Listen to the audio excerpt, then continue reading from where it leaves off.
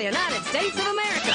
Hi, boys and girls, ready to get started? Once upon a time, there were these people in Europe called pilgrims, and they were afraid of being persecuted. So they all got in a boat and sailed to the New World where they wouldn't have to be scared ever again. Oh, I'm so relaxed. I feel so much safer. But as soon as they arrived, they were greeted by savages, and they got scared all over again. Indians! So they killed them all. Now, you'd think wiping out a race of people would calm them down, but no. Instead, they started getting frightened of each other. Witch! So they burned witches. In 1775, they started killing the British so they could be free. And it worked, but they still didn't feel safe. So they passed a Second Amendment which said every white man could keep his gun. I loves my gun. Loves my gun. Which brings us to the genius idea of slavery. You see, boys and girls, the white people back then were also afraid of doing any work. So they went to Africa, kidnapped thousands of black people, brought them back to America, and forced them to work very hard for no money. And I don't mean no money like I work at Walmart and make no money. I mean $0. Nothing. Not a zip. Doing it that way made the USA the richest country in the world. So did having all that money and free help calm the white people down? No way. They got even more afraid. That's because after 200 years of slavery, the black people now outnumbered the white people in many parts of the South. Well, you can pretty much guess what came next. The slaves started rebelling. There were uprisings, and old masters' heads got chopped off. And when white people heard of this, they were freaking out and going, I want to live. Don't kill me, big black man. Well, just in the nick of time came Samuel Colt, who in 1836 invented the first weapon ever that could be fired over and over without having to reload. And all the Southern whites were like, yeah! But it was too late. The North soon won the Civil War and the slaves were freed. Yep, they were free now to go chop all the old masters' heads off. And everybody was like, oh no, we're gonna die. But the freed slaves took no revenge. They just wanted to live in peace. But you couldn't convince the white people of this. So they formed the Ku Klux Klan. And in 1871, the same year the Klan became an illegal terrorist organization, another group was founded, the National Rifle Association. Soon politicians passed one of the first gun laws, making it illegal for any black person to own one. It was a great year for America, the KKK and the NRA. Of course, they had nothing to do with each other, and this was just a coincidence. One group legally promoted responsible gun ownership, and the other group shot and lynched black people. And that's the way it was all the way to 1955, when a black woman broke the law by refusing to move to the back of the bus. White people just couldn't believe it. Huh? Why won't she move? What's going on? Man, all hell broke loose. Black people everywhere started demanding their rights, and white people had a major freaky field meltdown, and they were all like, run away! Run away! And they did. They all ran fleeing to the suburbs where it was all white and safe and clean. And they went out and bought 250 million guns and put locks on the doors, alarms in the houses, and gates around the neighborhoods. And finally, they were all safe and secure and snug as a bug.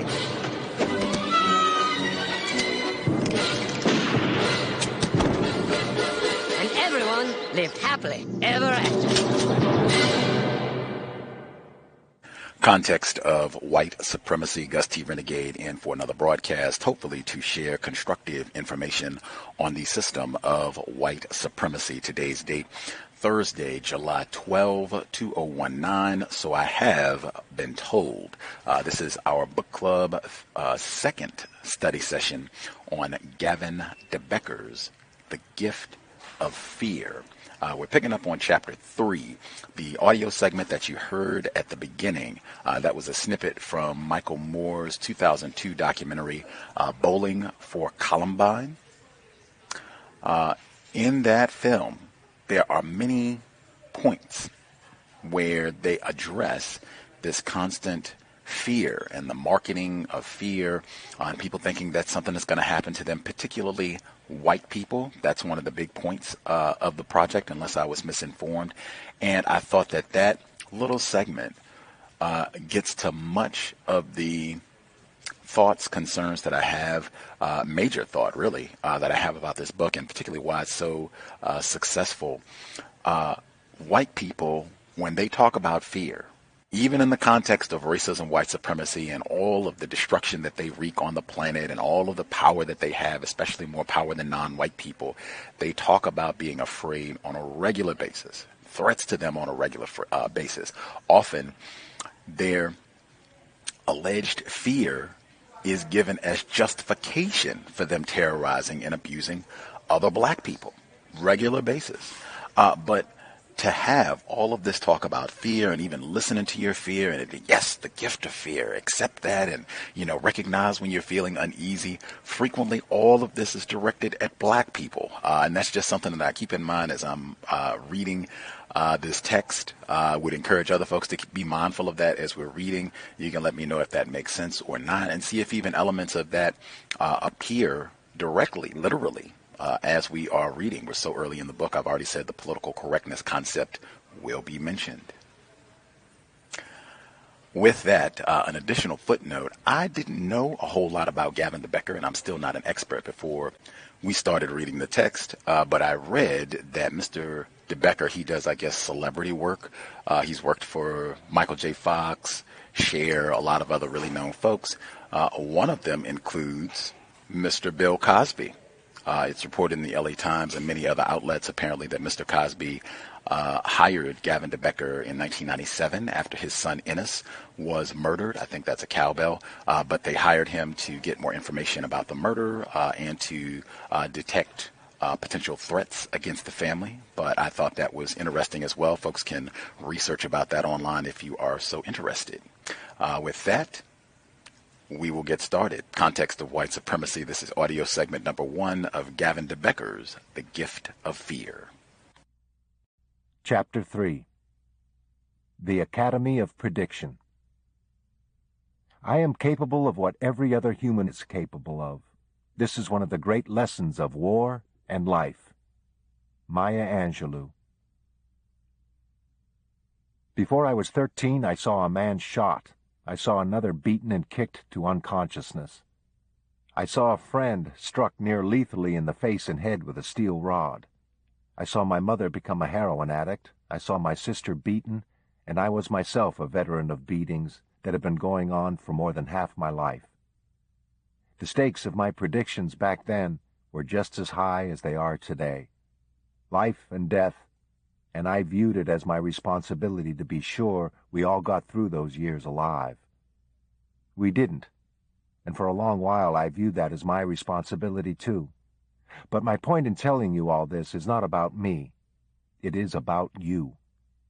It is about you because, though triggered by different occurrences, you felt the exact same emotions that I felt. While some were painful and some were frightening, no experience of mine had any more impact on me than those of yours that had the greatest impact on you. People sometimes say they cannot imagine what a given experience must have been like, but you can imagine every human feeling, and as you'll see, it's that ability that makes you an expert at predicting what others will do. You want to know how to spot violently inclined people, how to be safe in the presence of danger. Well, since you know all about human beings, this expedition begins and ends in familiar territory.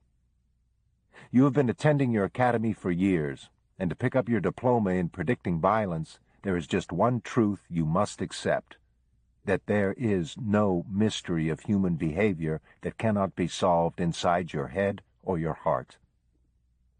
Nicholas Humphrey of Cambridge University explains that evolution gave us introspection specifically so we could model other human beings and therefore predict their behavior.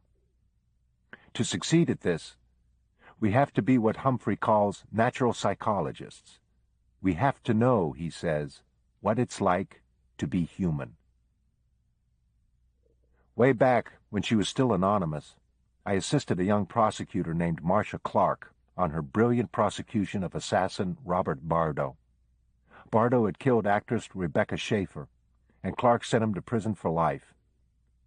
When I interviewed him there, his relative normalcy took me out of the safe realm of us and them, experts and assassins, and into the world of our shared humanness. It may be unwelcome news, but you and I and Bardo have much more in common than we have in contrast. Distinguished psychiatrist Carl Menninger has said, "I don't believe in such a thing as the criminal mind. Everyone's mind is criminal. We're all capable of criminal fantasies and thoughts." Two of history's great minds, Albert Einstein and Sigmund Freud, went even further. In an extraordinary correspondence, they explored the topic of human violence. Einstein's letter concluded that man has in him the need to hate and destroy. In his reply, Freud agreed unreservedly, adding that human instincts could be divided into two categories: those which seek to preserve and unite, and those which seek to destroy and kill. He wrote that the phenomenon of life evolves from their acting together and against each other. Proving the opinions of Einstein and Freud is the fact that violence and homicide occur in all cultures. In their book on the origins of violence, Demonic Males, Richard Wrangham and Dale Peterson say that modern humans are the dazed survivors of a continuous 5-million-year habit of lethal aggression. Those scientific explorers who set out to find communities that would disprove man's universal violence all came home disappointed. South Pacific Islanders were incorrectly romanticized as nonviolent in Margaret Mead's Coming of Age in Samoa. The Fijians, correctly perceived today as the friendliest people in the world, were not that long ago among humanity's most violent. The Kung of the Kalahari were called the harmless people in a book by the same title. But Melvin Connor, whose search for the answers took him more than once to study hunter-gatherers in Africa, concluded that, again and again, ethnographers have discovered Eden in the outback, only to have the discovery foiled by better data. Though we live in space-age times, we still have Stone-Age minds. We are competitive and territorial and violent, just like our simian ancestors. There are people who insist this isn't so, who insist that they could never kill anyone. But they invariably add a telling caveat. Unless, of course, a person tried to harm someone I love. So the resource of violence is in everyone. All that changes is our view of the justification. Studying and interviewing those who use violence to reach their goals, I long ago learned that I must find in them some part of myself and, more disturbingly at times, find in myself some part of them. There must be a place to hook the line before I drop down into the dark mine of some dark mind. There must be something familiar to hold on to. A man kills a cow with an axe, cuts open the carcass, and then climbs inside to see what it feels like. Later, he uses the axe to kill his 8-year-old stepbrother. Another man murders his parents by shooting out their eyes with a shotgun. We use the word inhuman to describe these murderers, but I know them both, and they are not inhuman. They're precisely human. I know many other people like them.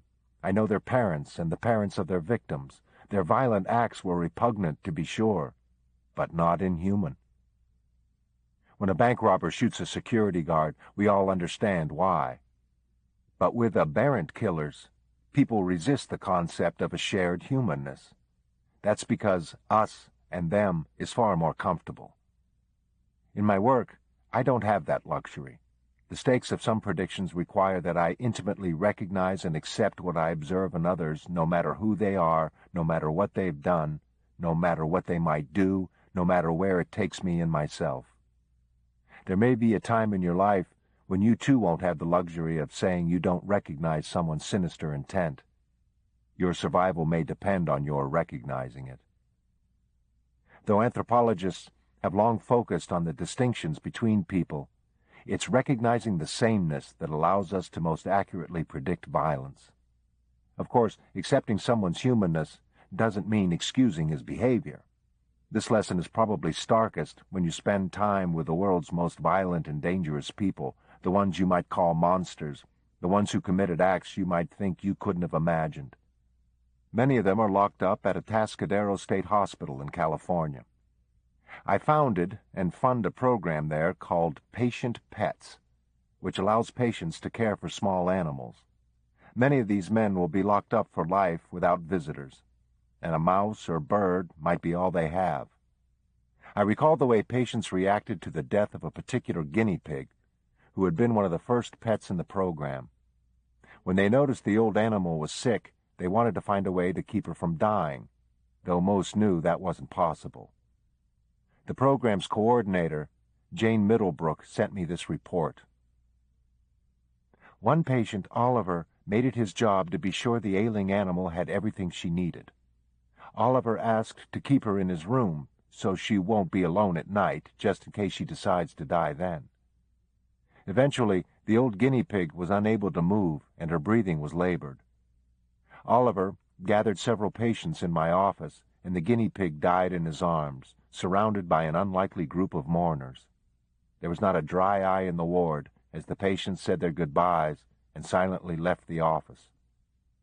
I have often shared with you the effects these events have on the patients, some of whom, moved by the death of one of the animals, cried for the first time about the harms they had committed on others. Now I want to share some of my own feelings. As I sat in my office watching the patients, all felons, many guilty of brutal crimes, most lost in a variety of addictions, you choose, mental illness, pick one, and regarded as the bottom of the barrel, I saw a glimmer of compassion, a bit of emotion, and the glimpse of humanity that society believes these men lack, and in most situations they do. It's true that the majority of these men are exactly where they belong. To unleash them on society would be unthinkable. But we cannot disregard their humanness, because if we do, I believe we become less human in the process. So even in a gathering of aberrant murderers, there is something of you and me. When we accept this, we're more likely to recognize the rapist who tries to con his way into our home, the child molester who applies to be a babysitter, the spousal killer at the office, the assassin in the crowd. When we accept that violence is committed by people who look and act like people, we silence the voice of denial, the voice that whispers, "This guy doesn't look like a killer." Our judgment may classify a person as either harmless or sinister, but survival is better served by our perception.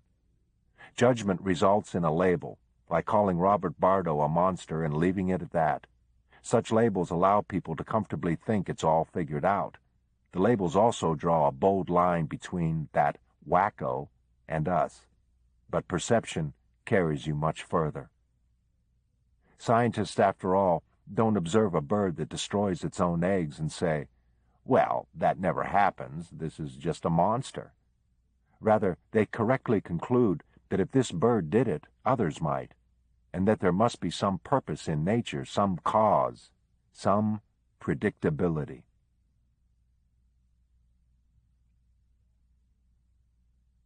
People who commit terrible violences choose their acts from among many options. I don't have to provide a list of horrors to demonstrate this. You can find the proof in your own mind. Imagine what you believe is the worst thing anyone might ever do to another human being.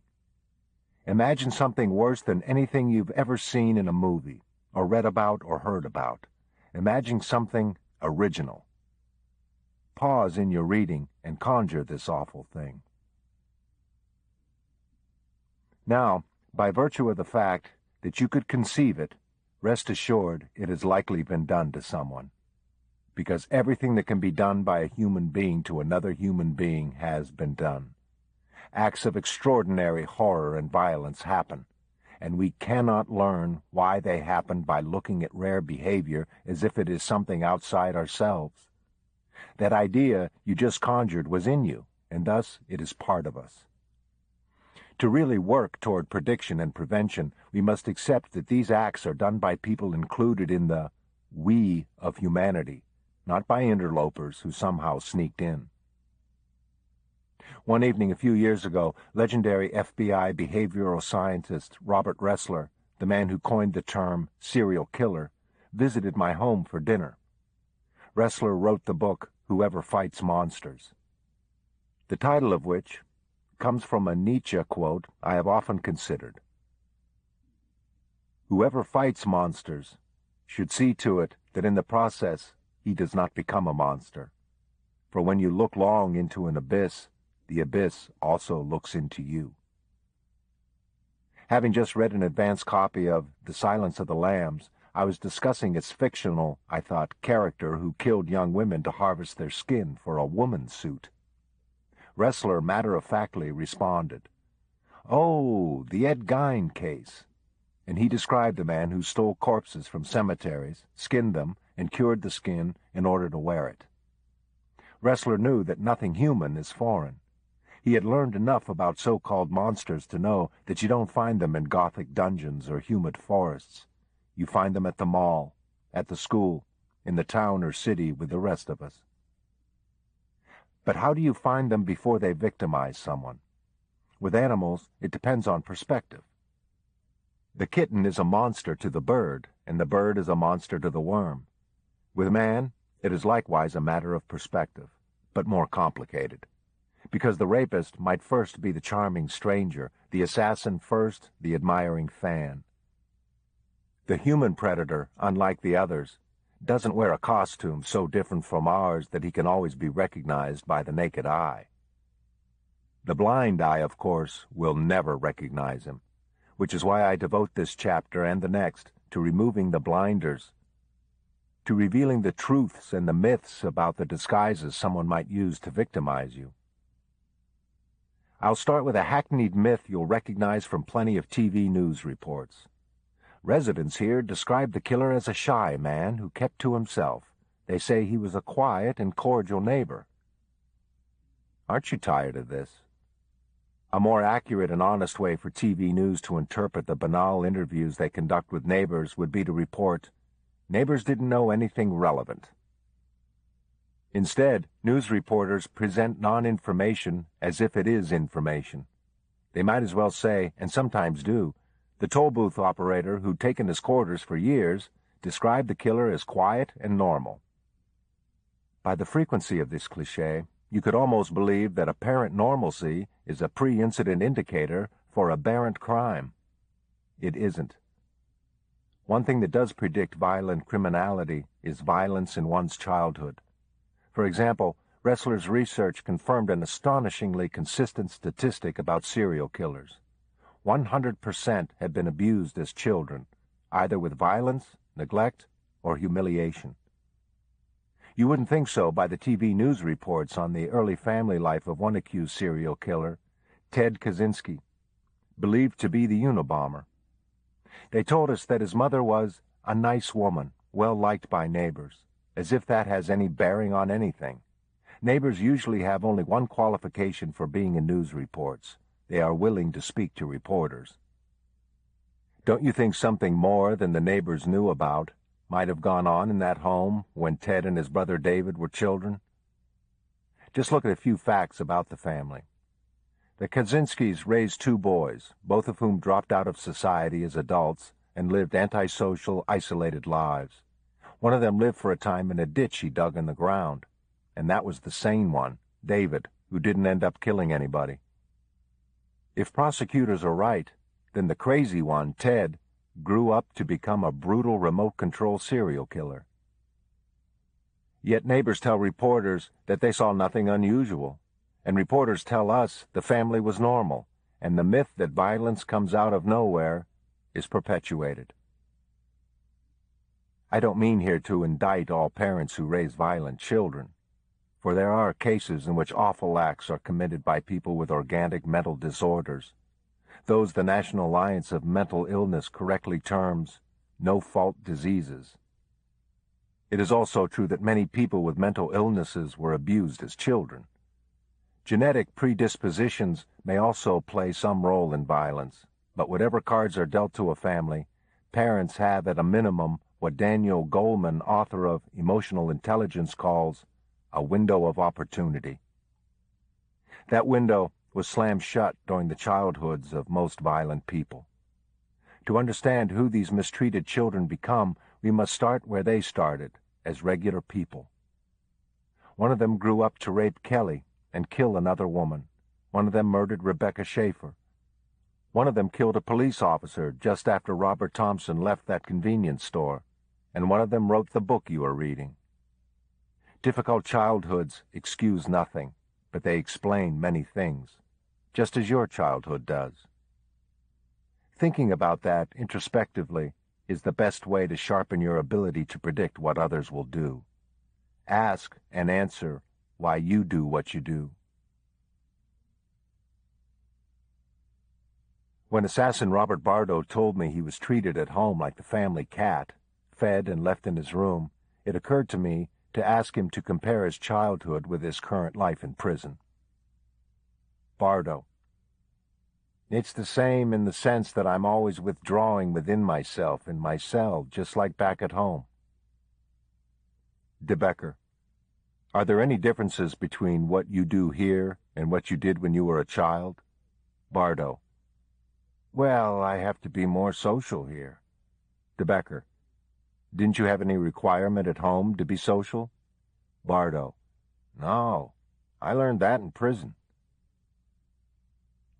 As long as there are parents preparing children for little more than incarceration, we'll have no trouble keeping our prisons full. While society foots the bill, it is individual victims of crime who pay the highest price. In studying Bardo's childhood of abuse and neglect, I could not ignore the similarity of some of our early experiences. I was also struck by the extraordinary intersection of our adult experiences, both drawn as we were to opposite sides of assassination. The revelation reminded me of Stacy J., a would-be assassin I know well. For years my office has prevented him from successfully encountering the client of mine with whom he is obsessed. I came to know his family through the many times I had to call and ask them to fly to Los Angeles and take him home, or the times they called our office to warn that Stacy was on his way to see my client, or that he had stolen a car, or was missing from a mental hospital. Once, I found him slumped in a phone booth, clothes torn, bleeding from a wound on each leg, wounds all over his face, and completely crazy from a week off medication. On the way to the emergency room, he described the origins of his interest in assassination. When John Kennedy was killed, that's when I knew. That's when it all started. Stacy and I had both been profoundly affected by the same event, each of us sitting at 10 years old in front of a television at the exact same moment in time. In part because of what we saw back then, we now found ourselves together, one of us stalking a public figure, the other protecting a public figure. In the 15 years my office has monitored his behavior, Stacy has mellowed some, but from time to time he still requires our attention or the attention of the Secret Service for threats he has made to kill Ronald Reagan. When I see him, some years doing well, other years doing terribly, overweight and damaged by the side effects of medication, I think of him at 10, and I wonder about the paths of people's lives. Though I didn't end up a violent man myself, I did become a kind of ambassador between the two worlds, fluent in both languages. I'm able to tell you something about how many criminals think because it's similar to how I thought during much of my life. For example, because my childhood became all about prediction, I learned to live in the future. I didn't feel things in the present because I wanted to be a moving target, gone to the future before any blow could really be felt. This ability to live in tomorrow or next year immunized me against the pain and hopelessness of the worst moments, but it also made me reckless about my own safety. Recklessness and bravado are features of many violent people. Some might call it daring or bravery, but as you'll see in the chapter about assassins, heroism has two sides. As a child, I was left with the pastimes that crossed time, worrying and predicting. I could see a vision of the future better than most people because the present didn't distract me. This single-mindedness is another characteristic common to many criminals. Even things that would frighten most people could not distract me as a boy, for I had become so familiar with danger that it no longer caused alarm. Just as a surgeon loses his aversion to gore, so does the violent criminal. You can spot this feature in people who don't react as you might to shocking things. When everyone else who just witnessed a hostile argument is shaken up, for example, this person is calm.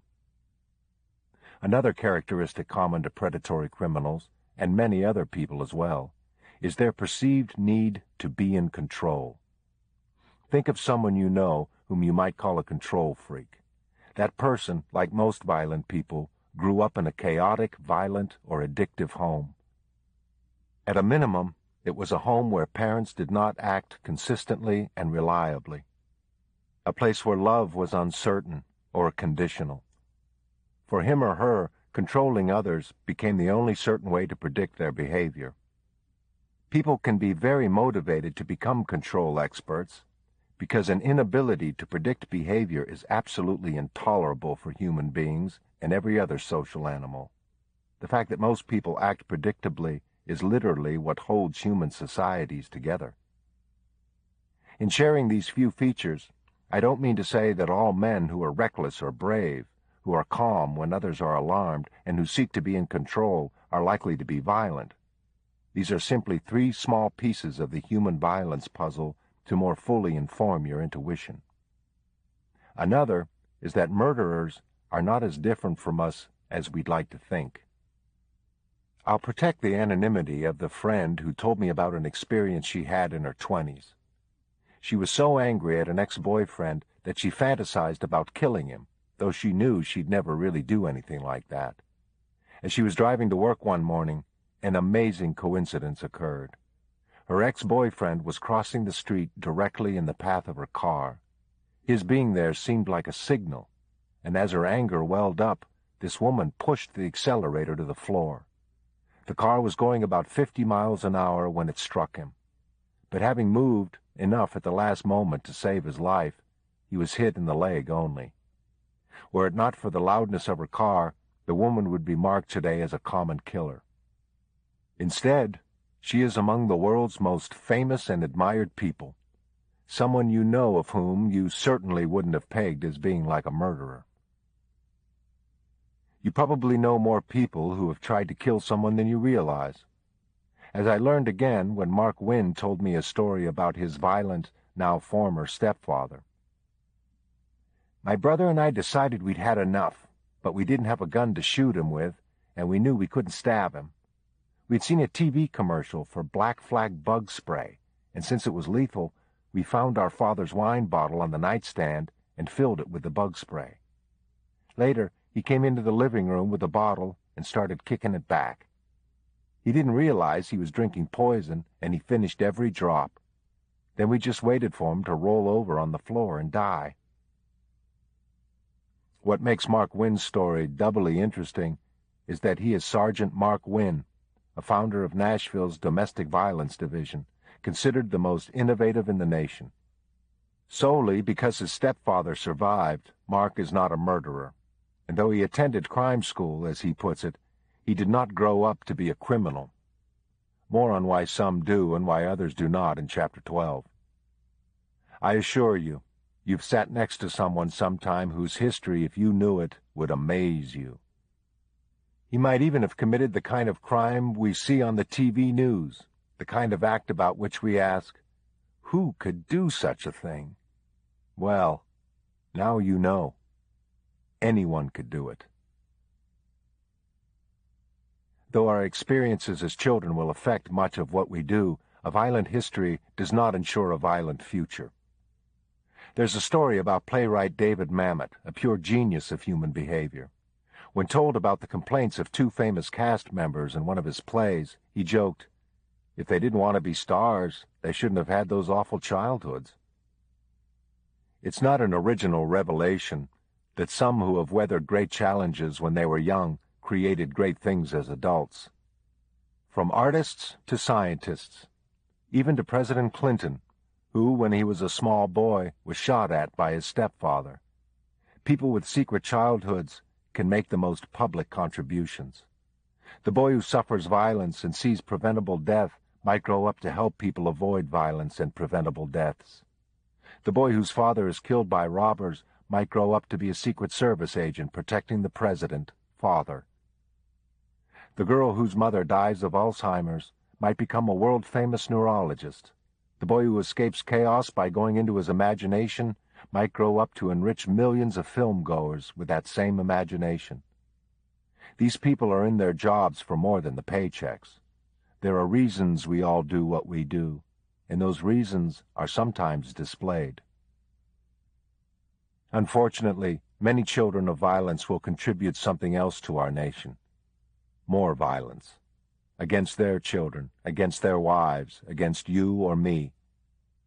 And that's why the topics of childhood and our shared humanness appear in a book written to help you be safer. When you can find no other common ground to aid in your predictions, remember that the vast majority of violent people started as you did, felt what you felt, wanted what you wanted.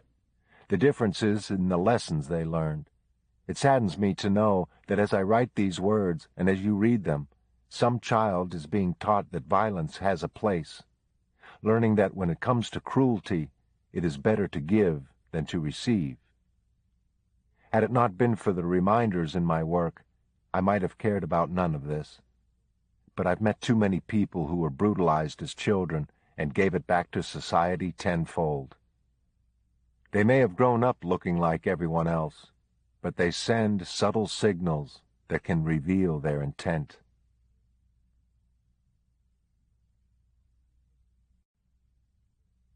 Chapter 4. Survival Signals.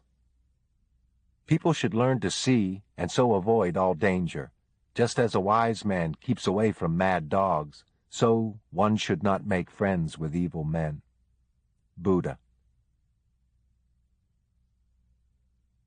Kelly had been apprehensive from the moment she heard the stranger's voice, and now she wants me to tell her why. More than anything else, it was just the fact that someone was there, because having heard no doors open before the man appeared, Kelly knew, at least intuitively, that he must have been waiting out of sight near the entry hall. Only as we spoke did she realize that when he said he was going to the 4th floor, he didn't offer why. It was Kelly who had filled in the blanks, concluding that he was visiting the Kleins, who lived across the hall from her. Now, as we are talking, she realizes that if the Kleins had admitted a guest over the intercom, she'd have heard the loud buzz of the electric lock being released, and Mrs. Klein would have been at the top of the stairs already well into a high-volume conversation with her visitor. It was because of all this that Kelly's intuition sent her the signal to be wary. Kelly tells me that she didn't listen to herself because there wasn't anything she saw in the man's behavior to explain the alarm she felt.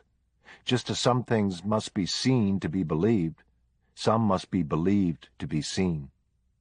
The stranger's behavior didn't match Kelly's image of a rapist's behavior, and she couldn't consciously recognize what she didn't recognize. Neither can you. So one way to reduce risk is to learn what risk looks like. The capable face-to-face criminal is an expert at keeping his victim from seeing survival signals, but the very methods he uses to conceal them can reveal them. Forced teaming. Kelly asked me what signals her attacker displayed, and I start with the one I call forced teaming. It was shown through his use of the word we. We've got a hungry cat up there. Forced teaming is an effective way to establish premature trust, because a we're-in-the-same-boat attitude is hard to rebuff without feeling rude.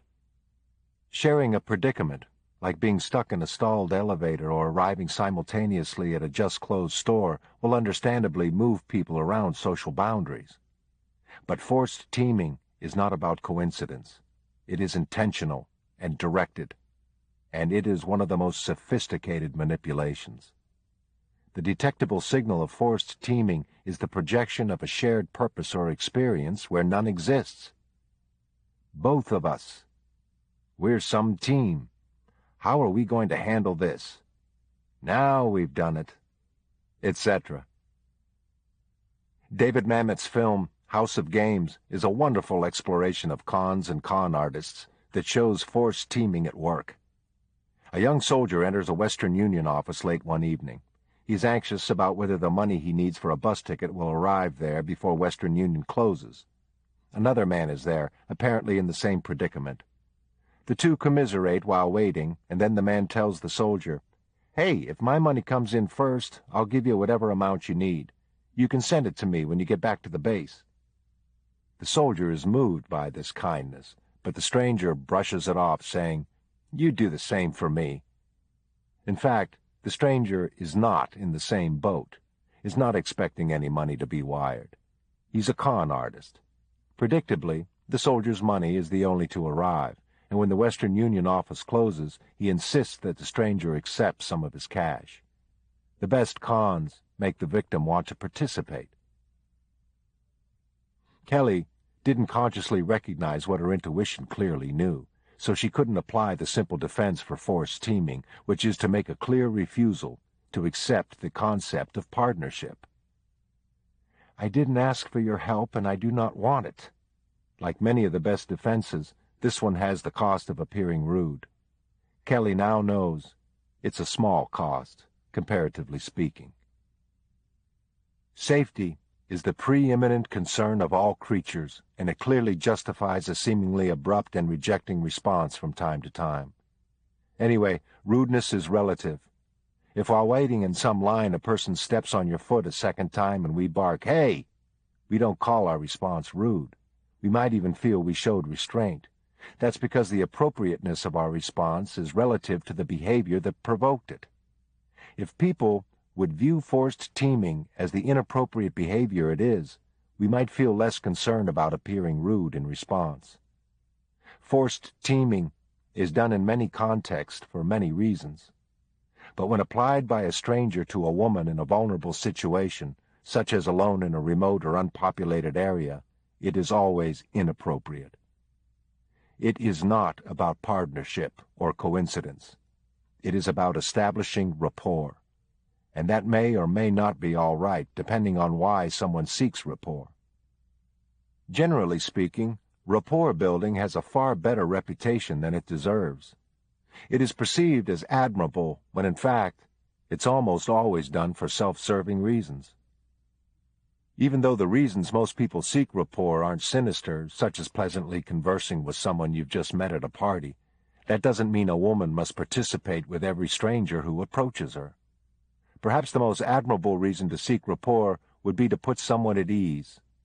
But if that is a stranger's entire intent, a far simpler way is to just leave the woman alone. Charm and niceness. Charm is another overrated ability. Note that I called it an ability, not an inherent feature of one's personality. Charm is almost always a directed instrument, which, like rapport building, has motive. To charm is to compel, to control by allure or attraction. Think of charm as a verb, not a trait. If you consciously tell yourself, "This person is trying to charm me," as opposed to "This person is charming," you'll be able to see around it. Most often, when you see what's behind charm, it won't be sinister, but other times, you'll be glad you looked. So many signals, I tell Kelly, are in the face. She intuitively read the face of her attacker as she is now reading mine, as I am now reading hers. University of California at San Francisco psychologist Paul Ekman says, "The face tells us subtleties and feelings that only a poet can put into words." One way to charm is with a smile, which Ekman calls the most important signal of intent. He adds, it is also the typical disguise used to mask the emotions. University of California at Los Angeles psychiatrist Leslie Brothers says, "If I'm trying to deceive someone, that person has to be just a bit smarter than I am in order to see through my deceit. That means you have sort of an arms race." The predatory criminal does all he can to make that arms race look like détente. "He was so nice," is a comment I often hear from people describing the man who, moments or months after his niceness, attacked them. We must learn and then teach our children that niceness does not equal goodness. Niceness is a decision, a strategy of social interaction. It is not a character trait. People seeking to control others almost always present the image of a nice person in the beginning. Like rapport building, charm, and the deceptive smile, unsolicited niceness, often has a discoverable motive. Kelly nods and reminds me that her attacker was very nice. I tell her about a rhyme by Edward Gorey, the master of dark humor. "The proctor buys a pupil ices and hopes the boy will not resist. When he attempts to practice vices few people even know exist." Yes, the proctor is nice enough to buy some sweets for the boy, and he is nice in lots of other ways. But that is not a credential of his good intent. Way back in 1859, in a book called Self-Help, which pioneered a new genre, Samuel Smiles said personality itself is plainly a vehicle for self-advancement. He wrote that men whose acts are at direct variance with their words command no respect, and what they say has but little weight. Unfortunately, this isn't as true in our time. Unlike when people lived in small communities and couldn't escape their past behavior, we live in an age of anonymous one-time encounters, and many people have become expert at the art of fast persuasion.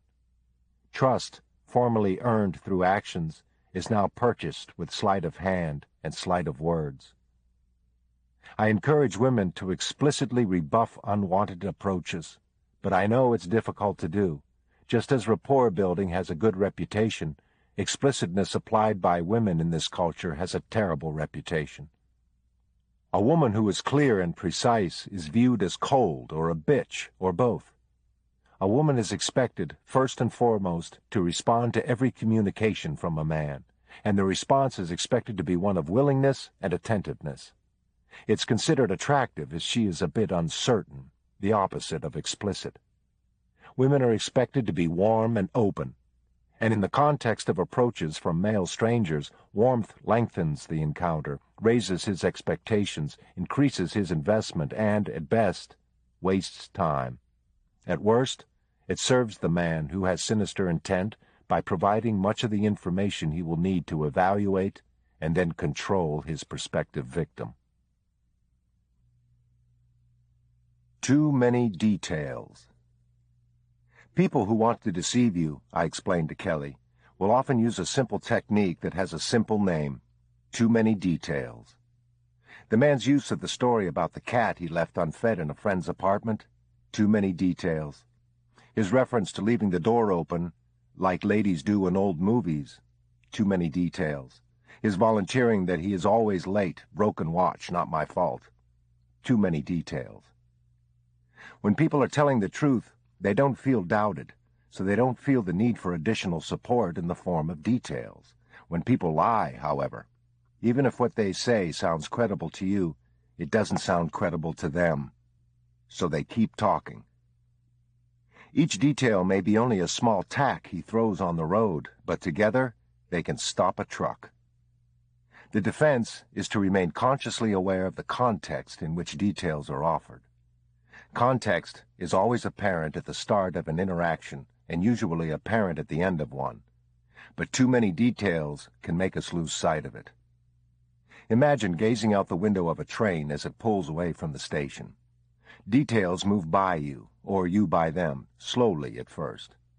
As the train gets going a little faster, you see more details, but each one more briefly. An empty playground, a phrase painted in graffiti, some kids playing in the street, a construction site, the steeple of a church, until the train reaches a speed that requires you to let the individual components become a neighborhood. This same transition can occur as a conversation becomes a robbery. Every type of con relies upon distracting us from the obvious. Kelly had so many details thrown at her that she lost sight of this simple context. The man was an absolute stranger. Whenever the train got going fast enough that she was uncomfortable, whenever she might have seen what was happening, like his taking the shopping bag from her hand even though she said no, he slowed the train down with some new irrelevance. He used catchy details to come to be perceived as someone familiar to her, someone she could trust. But she knew him artificially. She knew the con, not the con man. The person who recognizes the strategy of too many details sees the forest, while simultaneously being able to see the few trees that really matter. When approached by a stranger while walking on some city street at night, no matter how engaging he might be, you must never lose sight of the context. He is a stranger who approached you. A good exercise is to occasionally remind yourself of where you are and what your relationship is to the people around you. With a date who stays beyond his welcome, for example, No matter how jokey or charming he may be, a woman can keep herself focused on context simply by thinking, I have asked him to leave twice. The defense for too many details is simple. Bring the context into conscious thought. Typecasting. Another strategy used by Kelly's rapist is called typecasting. A man labels a woman in some slightly critical way, hoping she'll feel compelled to prove that his opinion is not accurate. You're probably too snobbish to talk to the likes of me, a man might say, and the woman will cast off the mantle of snob by talking to him. A man tells a woman, you don't look like someone who reads the newspaper, and she sets out to prove that she is intelligent and well-informed. When Kelly refused her attacker's assistance, he said, there's such a thing as being too proud, you know, and she resisted the label by accepting his help. Typecasting always involves a slight insult, and usually one that is easy to refute. But since it's the response itself that the typecaster seeks, the defense is silence, acting as if the words weren't even spoken. If you engage, you can win the point, but you might lose something greater. Not that it matters what some stranger thinks anyway, but the typecaster doesn't even believe what he says is true. He just believes that it will work. Loan sharking. The next signal I explained to Kelly is one I call loan sharking. He wanted to be allowed to help you because that would place you in his debt, and the fact that you owe a person something makes it hard to ask him to leave you alone. The more traditional loan shark gladly lends one amount, but cruelly collects much more. Likewise, the predatory criminal generously offers assistance, but is always calculating the debt. The defense is to bring two rarely remembered facts into consciousness. He approached me, and I didn't ask for any help. Then, though a person may turn out to be just a kindly stranger, watch for other signals. We're all familiar with the stranger who offers to help a woman with her groceries. Most often, he's a fairly unsophisticated loan shark looking to pick someone up. The debt he records in his ledger can usually be paid off quite easily. Just a little talk will do it.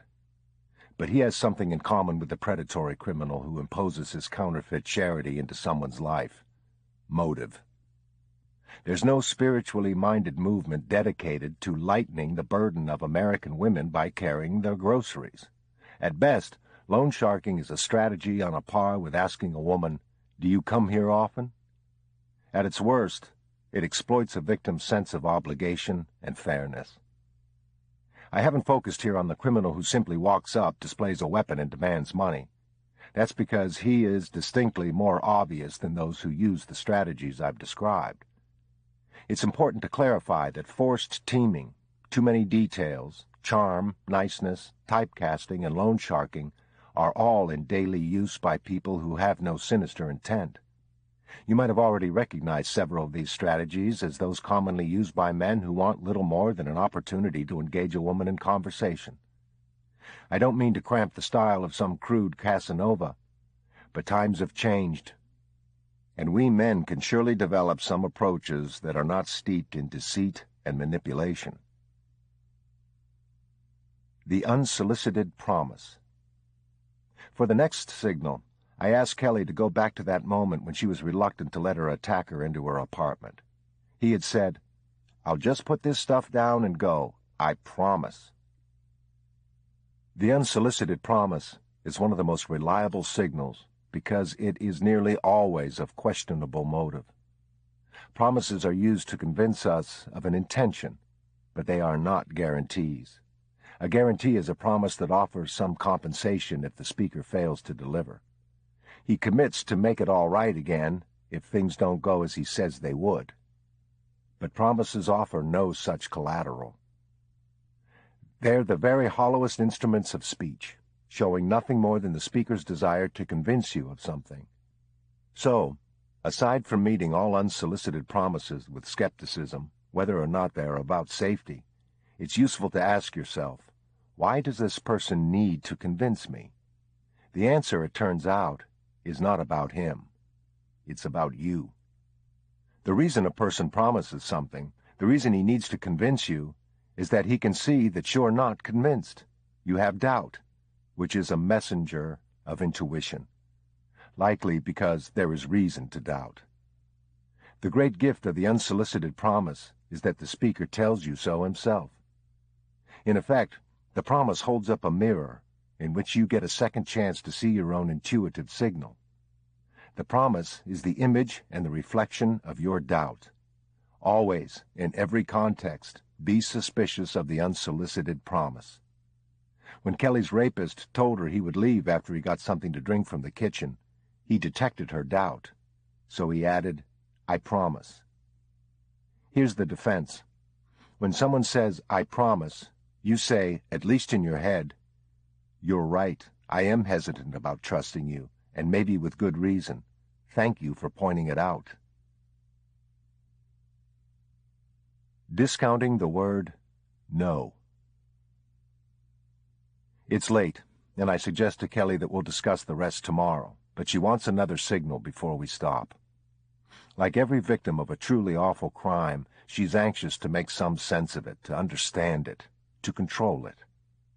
So I speak to her about one more signal, perhaps the most universally significant one of all, a man's ignoring or discounting the concept of no. Kelly's rapist ignored it several times in various forms. First, she said no, she didn't want his help. Then she showed him no when she didn't immediately let go of the bag. Actions are far more eloquent and credible than words, particularly a short and undervalued word like no, and particularly when it's offered tentatively or without conviction. So when Kelly said no, but then agreed, it wasn't really no anymore. No is a word that must never be negotiated, because the person who chooses not to hear it is trying to control you. In situations in which unsolicited offers of assistance are appropriate, such as approaches by a salesman or flight attendant, it is simply annoying if you have to decline 3 times. With a stranger, however, refusal to hear no can be an important survival signal, as with a suitor, a friend, a boyfriend, even a husband. Declining to hear no is a signal that someone is either seeking control or refusing to relinquish it. With strangers, even those with the best intentions, never, ever relent on the issue of no, because it sets the stage for more efforts to control. If you let someone talk you out of the word no, you might as well wear a sign that reads, "You are in charge." The worst response when someone fails to accept no is to give ever-weakening refusals and then give in. Another common response that serves the criminal is to negotiate. "I really appreciate your offer, but let me try to do it on my own first." Negotiations are about possibilities, and providing access to someone who makes you apprehensive is not a possibility you want to keep on the agenda. I encourage people to remember that no is a complete sentence. The criminal's process of victim selection, which I call the interview, is similar to a shark's circling potential prey. The predatory criminal of every variety is looking for someone, a vulnerable someone, who will allow him to be in control. And just as he constantly gives signals, so does he read them. The man in the underground parking lot who approaches a woman as she puts groceries in the trunk of her car and offers assistance may be a gentleman, or he may be conducting an interview. The woman whose shoulders tense slightly, who looks intimidated and shyly says, "No, thanks, I think I've got it," may be his victim. Conversely, the woman who turns toward him, raises her hands to the stop position, and says directly, "I don't want your help," is less likely to be his victim. A decent man would understand her reaction, or, more likely, wouldn't have approached a woman alone in the first place, unless she really had some obvious need. If a man doesn't understand the reaction and stomps off dejected, that's fine too. In fact, any reaction, even anger, from a decent man who had no sinister intent, is preferable to continued attention from a violent man who might have used your concern about rudeness to his advantage. A woman alone who needs assistance is actually far better off choosing someone and asking for help, as opposed to waiting for an unsolicited approach. The person you choose is nowhere near as likely to bring you hazard as is the person who chooses you. That's because the possibility that you'll inadvertently select a predatory criminal for whom you are the right victim type is very remote. I encourage women to ask other women for help when they need it, and it's likewise safer to accept an offer from a woman than from a man. Unfortunately, women rarely make such offers to other women, and I wish more would. I want to clarify that many men offer help without any sinister or self-serving intent, with no more in mind than kindness and chivalry. But I've been addressing those times that men refuse to hear the word no, and that is not chivalrous. It is dangerous. When someone ignores that word, ask yourself, why is this person seeking to control me? What does he want? It's best to get away from the person altogether, but if that's not practical, the response that serves safely is to dramatically raise your insistence, skipping several levels of politeness. I said no. When I encounter people hung up on the seeming rudeness of this response, and there are many, I imagine this conversation after a stranger is told no by a woman he is approached. Man: What a bitch. What's your problem, lady? I was just trying to offer a little help to a pretty woman. What are you so paranoid about? Woman: You're right. I shouldn't be wary. I'm overreacting about nothing. I mean, just because a man makes an unsolicited and persistent approach in an underground parking lot in a society where crimes against women have risen 4 times faster than the general crime rate, and 3 out of 4 women will suffer a violent crime, and just because I've personally heard horror stories from every female friend I've ever had, and just because I have to consider where I park, where I walk, whom I talk to, and whom I date in the context of whether someone will kill me or rape me or scare me half to death, and just because several times a week someone makes an inappropriate remark, stares at me, harasses me, follows me, or drives alongside my car pacing me, and just because I have to deal with the apartment manager who gives me the creeps for reasons I haven't figured out. Yet I can tell by the way he looks at me that given an opportunity he'd do something that would get us both in the evening news, and just because these are life-and-death issues most men know nothing about, so that I'm made to feel foolish for being cautious even though I live at the center of a swirl of possible hazards, doesn't mean a woman should be wary of a stranger who ignores the word no. Whether or not men can relate to it or believe it or accept it, that's the way it is. Women, particularly in big cities, live with a constant wariness. Their lives are literally on the line in ways men just don't experience. Ask some man you know, when is the last time you were concerned or afraid that another person would harm you? Many men can't recall an incident within years. Ask a woman the same question, and most will give you a recent example or say, last night, today, or even every day. Still, women's concerns about safety are frequently the subject of critical comments from the men in their lives. One woman told me of constant ridicule and sarcasm from her boyfriend whenever she discussed fear or safety. He called her precautions silly and asked, "How can you live like that?" To which she replied, "How could I not?" I have a message for women who feel forced to defend their safety concerns. Tell Mr. I know everything about danger that he has nothing to contribute to the topic of your personal security. Tell him that your survival instinct is a gift from nature that knows a lot more about your safety than he does. And tell him that nature does not require his approval. It's understandable that the perspectives of men and women on safety are so different. Men and women live in different worlds. I don't remember where I first heard this simple description of one dramatic contrast between the genders, but it is strikingly accurate. At core, men are afraid women will laugh at them, while at core, women are afraid men will kill them. Context of White Supremacy. That is the end of the first audio segment. We are not quite done with chapter 4. We're kind of in the midpoint. There's kind of not an ellipsis, but there's a break in the chapter. So we'll pick back up the paragraph where we'll start the second audio segment It begins, I referred Kelly to Impact, which I believe is the best self-defense course for women. That's the sentence we'll pick up at for the second audio segment. Number to dial if folks have thoughts, questions on Mr. Gavin de Becker, Racist Suspects, The Gift of Fear, Survival Signals That Protect Us from Violence.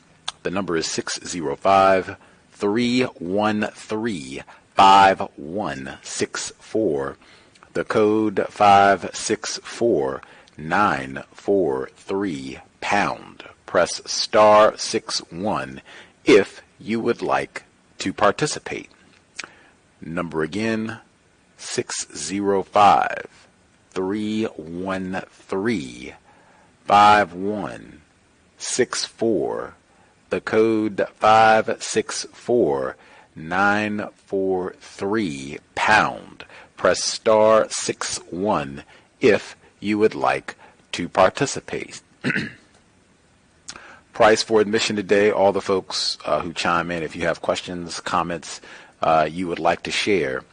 So he said, ask some man you know, when is the last time you were concerned or afraid that another person would harm you? Now, he said many men who are asked this question can't think of anything for years.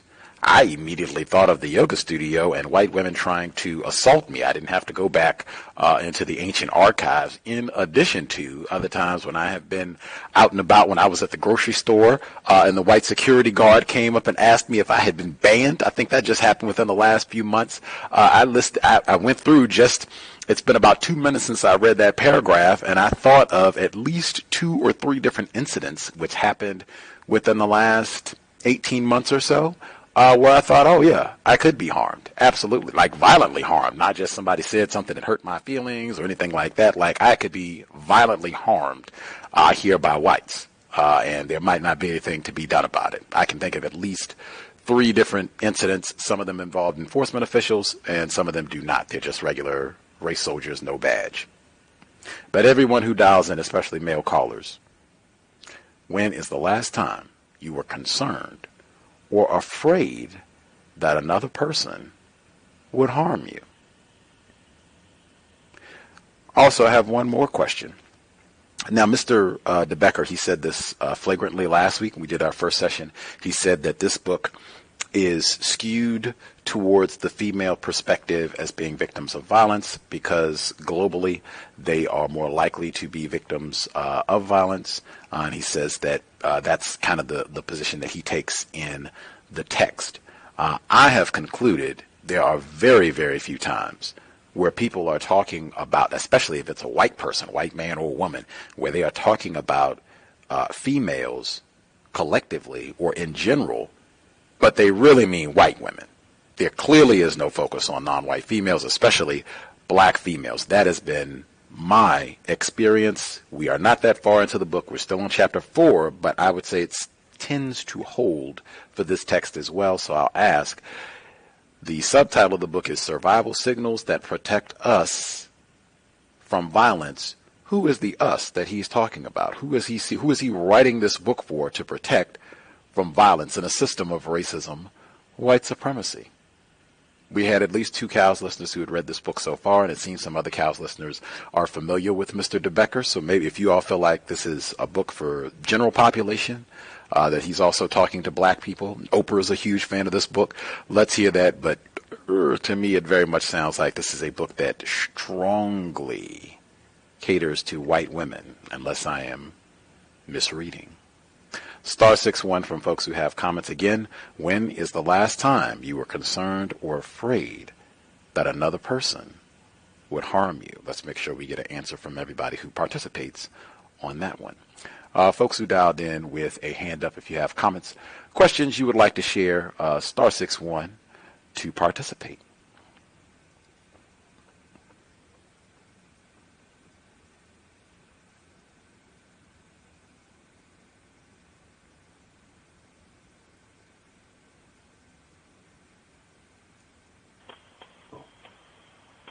Yes, may I be heard? Greetings, Mr. Demery 4. Yes, greetings, Gus. Greetings to the other callers and listeners. I was thinking about this book while I was reading it earlier and thinking that, you know, he'll probably be going over a lot of the same things in the book, but, you know, it's sort of surprising me. He's taking different angles, you know, and it's kind of forcing you to pay attention to what he's saying. I noticed in chapter 3, he mentioned Marsha Clark, who, if I'm not mistaken, I think was the prosecutor in O.J. Simpson's trial. And it looks like he didn't say that was his friend, but we know what if she was calling him to assist her in this guy going to prison, and he ended up going to prison for life, then he usually assists prosecutors in a lot of these cases. And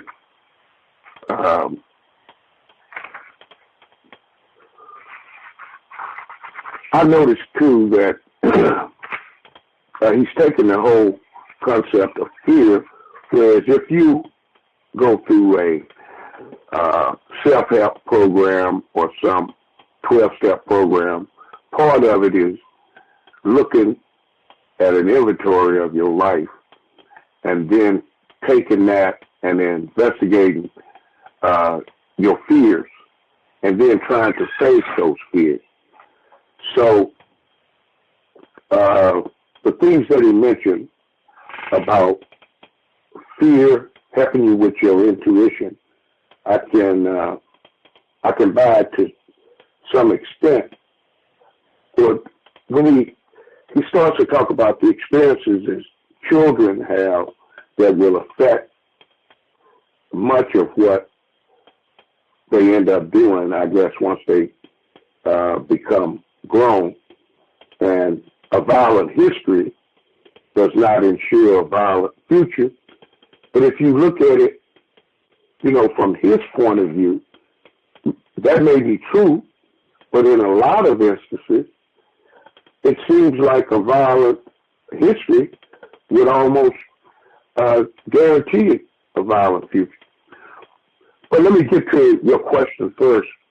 Your question about when, as a black man, I can say it has been as recent as a couple of weeks ago, because I thought I was going to be harmed in my own driveway. When some guy was trying to turn around in my driveway, I went out and I had some cones up in my driveway, and he was trying to negotiate the turn, so I was going to move the cone. And he jumps out of his truck, I guess, and was saying, "You coming at me, man?" And all, and he was in my driveway. In a way, I think I diffused the situation because he had a Masonic symbol on his head, you know, wearing a hat on his head. And I pointed to him and I said, "Is that the way a Masonic brother acts?" And he calmed down.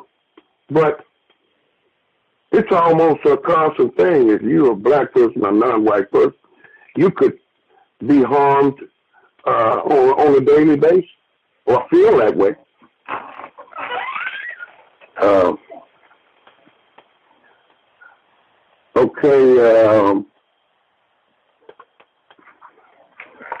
Forced teaming, you know, some of the stuff that he's talking about is some of it is the tactics that white people use to practice racism. Forced teaming, you know, feeling like you're part of the team, making you feel like that, and then having some other intentions. That's one of their strategies. And the lady said, if she was trying to deceive somebody, that person would have to be smarter than she was in order to see through their deceit. It means you have sort of an arms race. I think that you can see, you can have this feeling that somebody is deceiving you. Like you were saying, the intuition. You don't necessarily have to be smarter than the person to know that they're being deceptive. And, let's see, one other thing about, women. When I think he's speaking to women when he's saying, declining to hear no is a signal that someone is either seeking control or refusing to relinquish it. And I encourage people to remember that no is a complete sentence. That reminds me of, if somebody continuously is not hearing or refusing to hear no, it seems a logical response is, what part of no don't you understand? They just keep saying that over and over, and I think they'll get it. But I'll mute my line on that, Gus. Thanks for taking the call. Much obliged, Mr. Demery. For black self-respect, got to defend your driveway, even with the cones up. Excellent job with diffusing the situation. Even as Mr. Demery was sharing with us, I remembered additional incidents. Just this year, I was attempting to cross the street in front of my residence. This is not a 6-lane highway. This is a residential area. The speed limit is, I think, 25. You cannot go zooming through. And I was at the intersection. I attempted to cross the street. White motorist, white woman, yelled at me, did not slow down. I thought I was going to be ran over, and this has happened repeatedly. I said they've had reports about black people it being more dangerous and taking longer for them to cross the street. They've got a number of reports that substantiate this, and this has happened to me repeatedly, where I've been called a nigger, had items thrown at me repeatedly over a 5-year period, and most of this has happened since I've been living in Washington State, but that's an all-the-time thing, feeling as though I could be ran over at any time, just attempting to get to the sidewalk. Other folks who dialed in that we have missed totally, if you have commentary, proceed. Again, remember, everyone who participates, when was the last time that you felt afraid or that you might be harmed?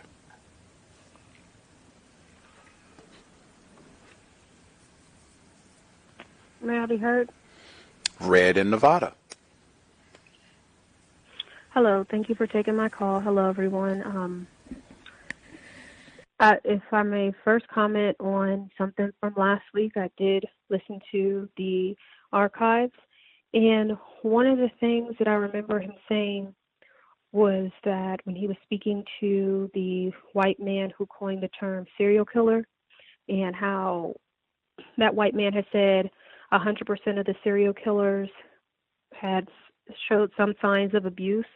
And with all the different studies, and of course I've never worked in the FBI nor been a profile or anything like that white man, but I'll never recall Jeffrey Dahmer having any signs of childhood abuse, and neither do I recall that of Ted Bundy. The only thing that I remember about Ted Bundy was that he was basically possibly lied to about who his actual mother was. But I thought that was interesting.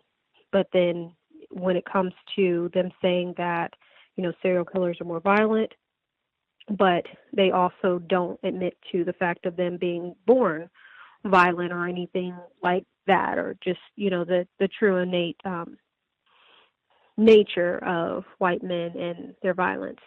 I guess as far as the fearful part, I am a black female, but it is,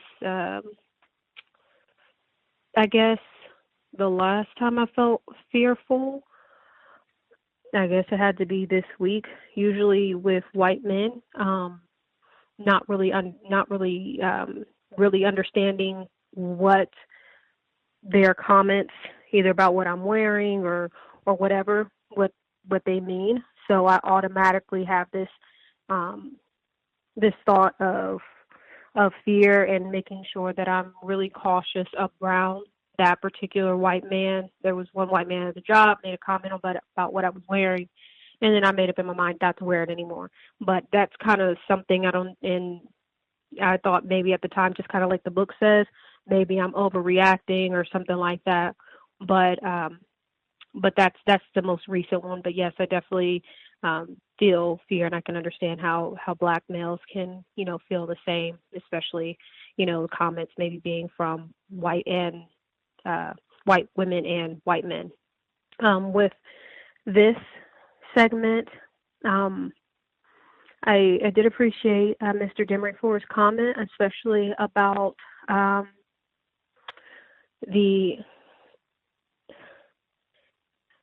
with white people teaming, if I'm not mistaken, because I kind of got off track with last week. But I definitely understand how, you cannot really say no. At least that's how I feel, because it's a constant having to keep, saying no or defending yourself or what have you. So I've just really been trying to think about it in the racist context. And this book really makes me think of every person that he speaks about in the book is like this frail white woman and like a damsel in distress. That's usually what the feeling that I get when white men are trying to speak about any type of protection of white women, them being damsels in distress. And I feel like this is, I guess, a kind of a book to allow white women, if they don't necessarily have that white man protector around them in that particular moment, for them to know how to defend themselves against, I don't know, either non-white victims or the unfortunate, quote-unquote, white male, the violent white male. And I'll mute my line for now. Thank you for allowing me to share. Excellent point. That almost sounded like workplace racism. Tomorrow, 8 p.m. Eastern, 5 p.m. Pacific. I don't know if that is wacky. I'm even trying to remember talking about outfits and people commenting about things that you wear in a work environment. I'll put a pin in that for tomorrow. Much obliged to Red in Nevada. Thomas in New York. Yes, sir. Good evening, Gus. Good evening to Mr. Demery, Red, and all the callers. I like his approach. Humanity is violent. In my opinion, what we see today always has been, just in various forms. 100% of the serial killers were abused as children. I thought that was very interesting. I mean, when you put 100% on something, that's pretty definitive. I think that to say the same for child molesters. One of the people he was talking about, Bardo, said he learned how to socialize in prison. He never socialized at home. And I just think today's technology, we're breeding antisocial children. Their only socialization sometimes is with electronic devices, not with people. I think you might see a lot of serial killing in the future. False teaming, is it? False teaming? Or fake teaming, whatever. I think that explains what white people do to us. They'll have black people in a military commercial like we benefit from the war. Black people on the police force. Just false teaming. You're not really on their team, but black people voting like it's gonna like you're on the Democratic team, like they really care about you. If this system is built on the illusion of inclusion, making us feel included. Are we trying to con white people? He was naming the cons, different cons the guy was attempting with the woman. Kept saying no. Well, white people have told us no how many times? And we're still trying to appeal to their kindness. We're still trying to con them, it seems like to me, into accepting us instead of just accepting their no as an answer and moving on, trying something else. You learn the con game quick in the city. You should be learning that from your parents or whatever, or seeing how they interact with people trying to con them. The train is full of con artists, coming crying every day with the same stories and So I like how he was, how he put that. You never contract with them. It's no, and you got to stand by it. Don't fall for it. Put your headphones on, ignore them. And sometimes that's difficult. They appeal to your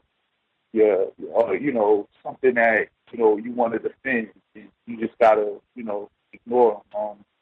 And I think a lot of what he was saying, I concluded as deductive reasoning. The system trains us to use deductive reasoning to make decisions instead of inductive reasoning, which would be ask questions.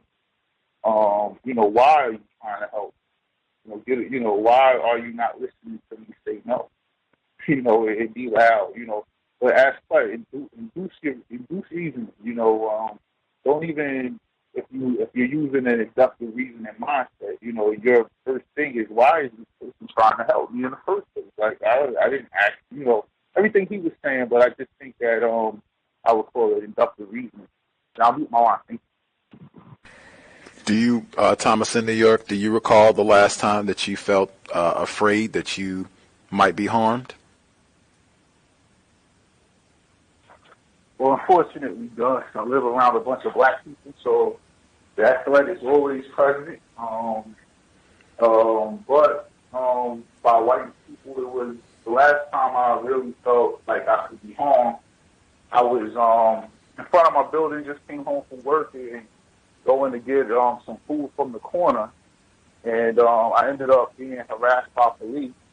And they were looking for someone who was 5'6". I'm 6'5", but they wasn't letting me go.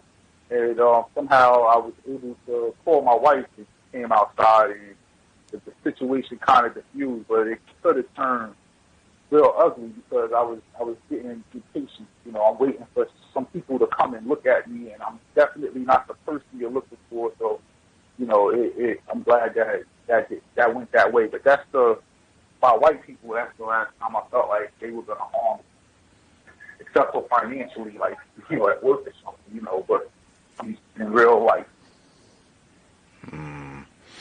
Much obliged, Thomas in New York. I don't even think we put the caveat on it. Just, when was the last time you think you were going to be harmed? Even if it was other non-white people, that counts too. In my view, racists are most to blame for that anyway, the way that non-white people treat one another. So, all of that counts. Much obliged for sharing. Thomas in New York. Stay safe in New York.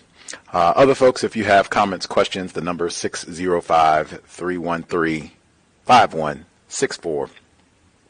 The code 564-943#. Press star 61 if you would like to participate. People trying to get in comments from people that wrote in as well. There were a number of those. First listener to write in, investor, he writes, he's on the first 4 chapters. Number 1, a significant difference between this book and Kevin Dutton's The Wisdom of Psychopaths, which we read in the archives, is that even though Dutton is an expert, he interviewed a number of other neuroscientists and provided extensive footnotes and to support the text. This text, thus far, is essentially anecdotal, does not provide any opinions from other experts, we got a few this week, and is without supporting footnotes. It reads akin to an autobiography. Number 2, the book was published in 1997. I will actually pause right here since Mr. Demefor already referenced Marcia Clark, worked on the O.J. Simpson, a prosecutor, didn't just work, she was a prosecutor on the O.J. Simpson case. That case concluded in 1995. This book was published in 1997. Now, with all of the brouhaha over the recent miniseries and the ESPN documentary and O.J. Simpson getting out of prison right at the same time as they had the shooting in Las Vegas, another white serial killer, you can see all of the attention that O.J. Simpson is getting now, more than 20 years after that case. Can you imagine what it was like still in 1997? How much attention was still focused on O.J. Simpson, how angry white people were about that case, already to have a name drop of Marcia Clark in a book talking about fear, rape, You're going to be harmed. All of that. You've already had a loose mention of O.J. Simpson at a time when he had not been charged and arrested, back in jail. He was just free, the juice, white people thinking he killed a white woman, got away with it. That would have been the mentality, I think, closer to 1997 at the time that this book was published. Just saying all of that to say that's what I think would have come to mind for a lot of white and probably even a lot of non-white readers who are reading this book closer to when all of that happened in 95. Now, continuing, this book was published in 97. It was well established that statistically the incidence of violent and property crime have been plummeting in the USA since the early 90s prior to publication of this book. The reasons for this are considered unknown by so-called experts. Should the author have mentioned this, I would say that is extremely important, and that's exactly why I started today's segment with that clip from Bowling for Columbine. I said there were a number of different points in that documentary. They had the author as a white man of the book, The Culture of Fear, where he stated exactly that. Crime rates keep going down, down, down. Violent crime, all of the crime rates keep going down, down, down, and you still have white people jumping up and down. Oh my God, O.J. Simpson is running crazy. Willie Horton is running crazy. We got to do something. Stop and frisk. We got to lock up more of the black people. They're out here harassing us in their driveway. That's what they've been saying the whole time, even while crime rate is going down. And again, we're in a system of racism, white supremacy. Who are racists really fearful of from a position of dominance? Unless it's other white people. Number 3, in Wisdom of Psychopaths, the limbic system is not mentioned specifically, but research regarding various components are discussed. The amygdala, the limbic system, the Papez circuit of the brain connects cognitive or cerebral hemispheric portions of the brain with deeper areas of the brain, e.g., for example, the hippocampus and the amygdala. It is theorized to connect auditory, olfactory, and visual impulses with deeper connections involved in emotion and memory. It also has connections with the endocrine systems, sweating, a feeling in your gut. Is this the seat of intuition? Question. One we can think about as we read. Let's see, I'll double check, make sure I'm not missing other callers before I get to some of the other folks who wrote in as well. Let's see, other folks who dialed in with a hand up that we've missed totally.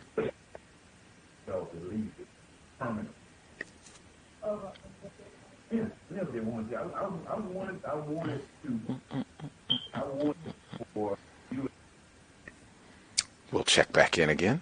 Or actually, I'll get to some of my notes that I have not shared. Let's see. I thought it was significant at the beginning of chapter 3 when he says, and I guess this would go to the point, the listener who just wrote in saying that this book doesn't really have footnotes. I haven't seen any footnotes thus far either, which I generally do not like when we have a book like this and there's not references and evidence. You know, how did you come to these conclusions? Where did you get this information from? And it's not supported by anything. Generally frown on that. But he starts this chapter 3. He says, before I was 13, I saw a man shot. I saw another beaten and kicked to unconsciousness. I saw a friend struck near lethally in the face and head with a steel rod. I saw my mother become a heroin addict. I saw my sister beaten, and I was myself a veteran of beatings that had been going on for more than half my life. I thought that was significant, important to at least think about for a moment, having the author tell us all of this. If we accept, okay, he's telling us the truth, what do we make of that? Why is he telling us this? Is he a potential serial killer, since he said all of the serial killers, 100% of them were abused? Why would he mention this? Is this for sympathy with his difficult upbringing, allegedly, if he went through all of these things, his mom even being on drugs? I think that's one folks should at least take a few moments on. We already talked about the reference to Marcia Clark. Let's see. I thought it was important as well where he says, he's talking about Albert Einstein and Sigmund Freud. Dr. Welsing talked about both of them a lot. Explored the topic of human violence. Einstein's letter concluded that man has in him the need to hate and destroy. I'm not sure that that's one that can be extrapolated to everybody on the planet. If we're talking about whites exclusively, since we are in a system of racism, white supremacy, I could see the argument there. But everybody, even individuals classified as non-white, I'm not sure. If folks have thoughts on that, you can share. I thought it was also interesting when he talked about how there's always this notion about romanticizing non-white people in different parts of the world. He says the Fijians, correctly perceived today as the friendliest people in the world, were not that long ago among humanity's most violent. That's one right there where I would say, footnote, you got to give me something. There's no nothing. You don't have a book reference to quantify exactly how did you determine that they were humanity's most violent. Did they drop an atomic bomb on someone? Did they have, generations, scores, dozens of Jeffrey Dahmers running around killing and eating people after they had been killed? You got to tell me something. Give me something if you're going to say that they're one of the most, among humanity's most violent, and with no footnote. And he does that for everything that he talks about in that section, Africa and all the other non-white people. Let's see, next.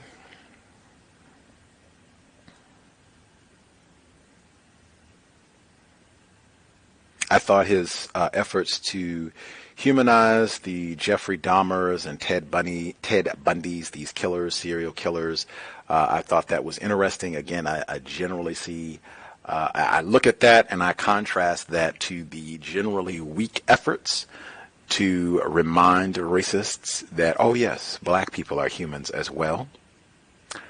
I just highlighted briefly when he was talking about the impact that it had on him when he heard about John F. Kennedy being killed. I was reminded that Dr. Frances Cress Welsing shared during the summer of the 50th anniversary of that killing that the initial reports she remembers being in Washington, D.C. at the time was that a black person was blamed. Blamed it on the black person. Civil rights movement in full swing. This is unruly niggers have killed the president. And then, they went about going to get the correct information, which again is why I said white people, when they start talking about fear, generally speaking, collectively speaking, frequently it goes back to a black person that they are afraid of, allegedly. Next.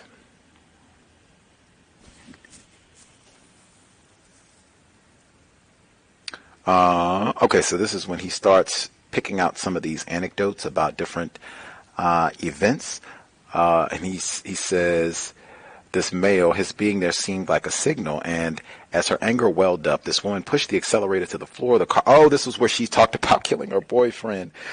Woo! We've had, I think, caller in Florida at the courthouse had talked about some of the white women on his job. One of them had said, I'm such good friends with this white coworker that if she killed someone, I would help her cover it up.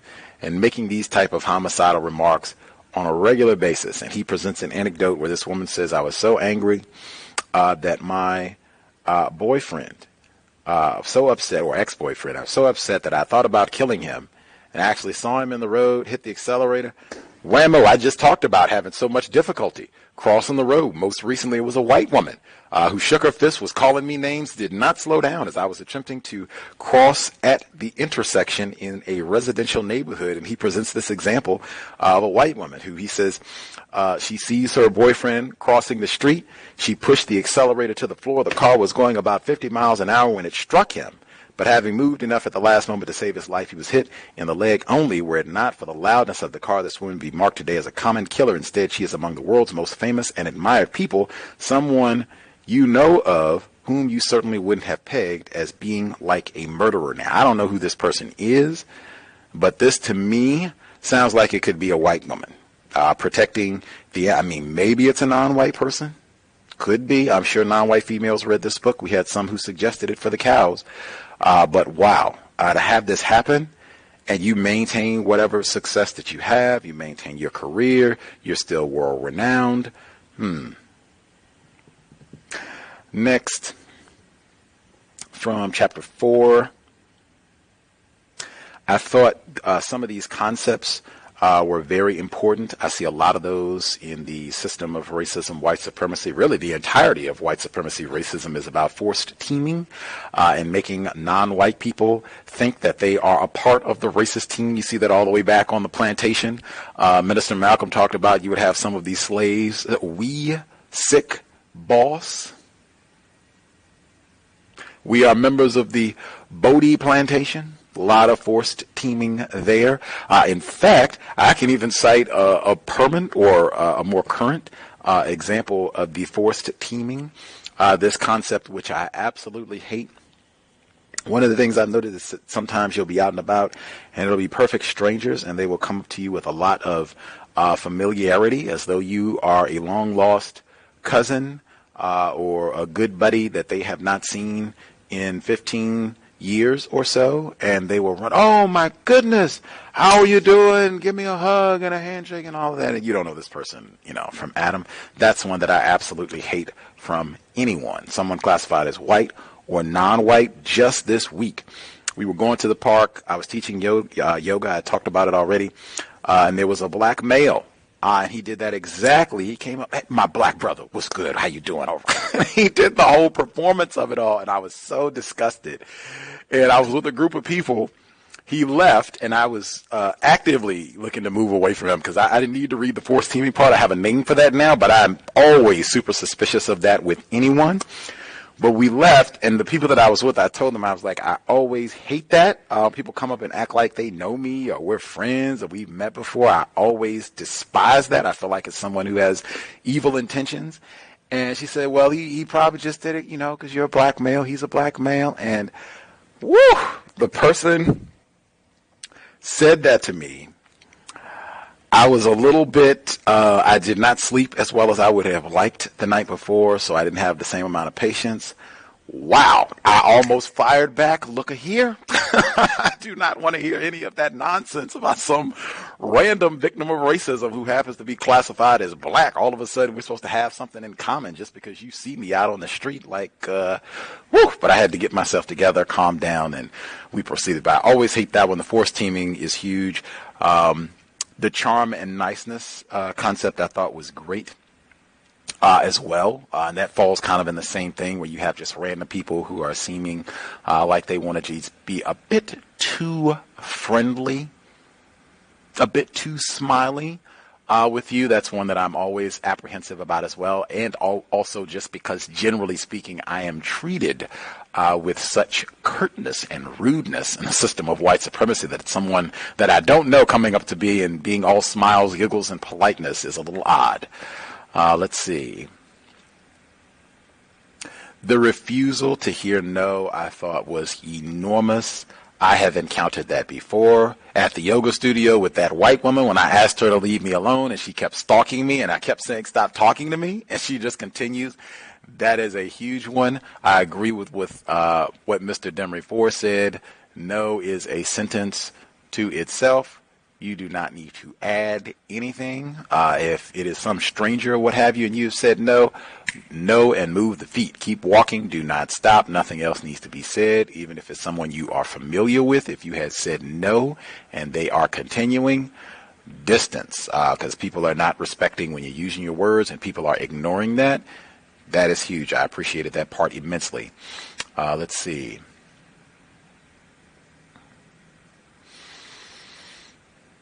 I already asked the question about whether or not people, and folks that are dialing in, have felt as though they were in harm's way.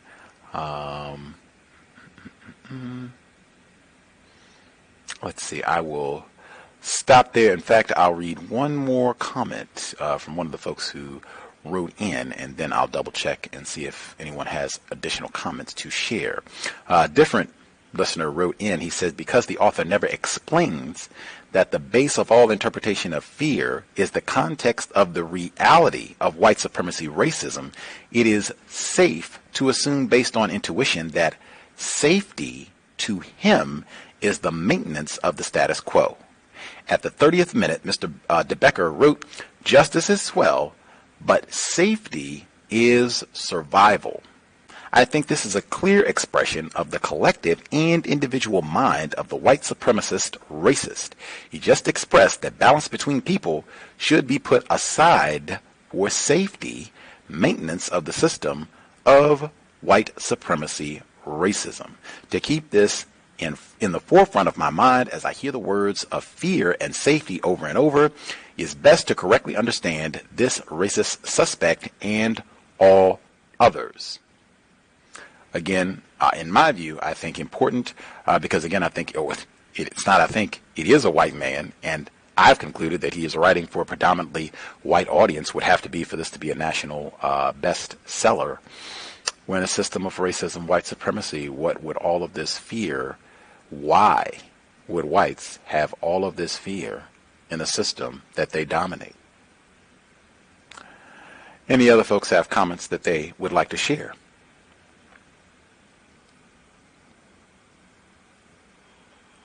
Yes, I'm here. Mr. Demery 4. Yes, I forgot to mention, I thought it was interesting that he would say that these criminals was humane. You know, I guess somebody shot his parents' eyes out, or, you know, and he told us to think of the most horrible thing you could think of, and then I guess it's to show some humanity when they were acting up over the little hamster that died or something. I mean, I have a problem when they use animals to show humanity. I don't see the correlation with that. And if somebody does, I appreciate they clear it up for me. I'll leave my line, sir. I cannot assist there at all because I have pointed out the same thing as being incorrect and another manifestation of white supremacy racism. We had the author of the book on niggers and squirrels as a guest on this program. He wrote the book with that title specifically because he said he'd seen in Mississippi where his grandfather talked to him repeatedly about seeing Mississippians being prosecuted for mistreating squirrels more so than mistreating black people. He said he grew up hearing his grandfather say that over and over again. That's why he made that the title of his book. And I have read other authors, black authors, who have pointed out the same contradiction where they see whites treat dogs, turtles, squirrels, beavers, pelicans, crocodiles, anything, albino mutants, anything, albino doves, anything, where they treat these critters way better than black people. So, yeah, I'm in complete agreement there.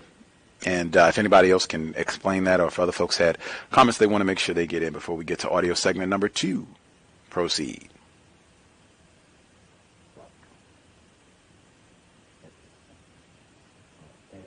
I remember when we did the Richard Williams book, and he said he was young, he was collecting Coke bottles with his friend, and the mayor's wife hit his friend. She was riding his bike. She got out the car and said, "Oh, it's the nigga. I thought I hit a door." She got back in the car. You know, they don't have that empathy for us at all. The two people that came to mind when he mentioned the car accident was, I don't know, maybe it's my Auntie Black. I thought Randy, and I thought Venus Williams. He didn't mention a name. Randy and Venus Williams. Because they were both involved in car accidents where I believe someone passed away as a result of the crash. Oh, I remember the one with Venus Williams. I think that was more recent, the incident with Venus Williams. Or actually, before we even get to other folks, I do just want to say really quick as well. This text, he had the incident where the killer shot I think he shot his parents, shot their eyes out. He had quite a few of these little gory incidents. The woman who tried to run over her boyfriend. Mr. Fuller pointed that out. Having these types of books, Kevin Dutton's The Wisdom of Psychopaths, this one, there are a lot of, Netflix has all those stories on Ted Bundy and Jeffrey Dahmer. Seems like they crank out a new one every other week, and all of them have autobiographies. Jim Jones, they just keep cranking out. Mr. Fuller pointed out there is something really bizarre about that, where this becomes entertainment to just write and read and have what they call murder mysteries and romance novels that are all about killing and murdering. Oh, and remember the one where he shot the guy's eyes out? Oh, remember the Silence of the Lambs? And oh, that's about the Ed Gein case. Remember when he went to the cemetery and dug up all the bodies and cured the skin and used to wear them as clothing? That is the system of white supremacy.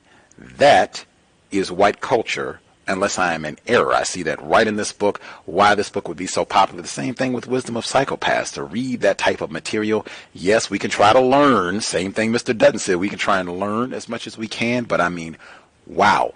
This is the world in which you live. White supremacy, racism, which mandates, requires, is predictable that you're going to have all of this killing, all of this bloodshed, girlfriend trying to run over the boyfriend and all.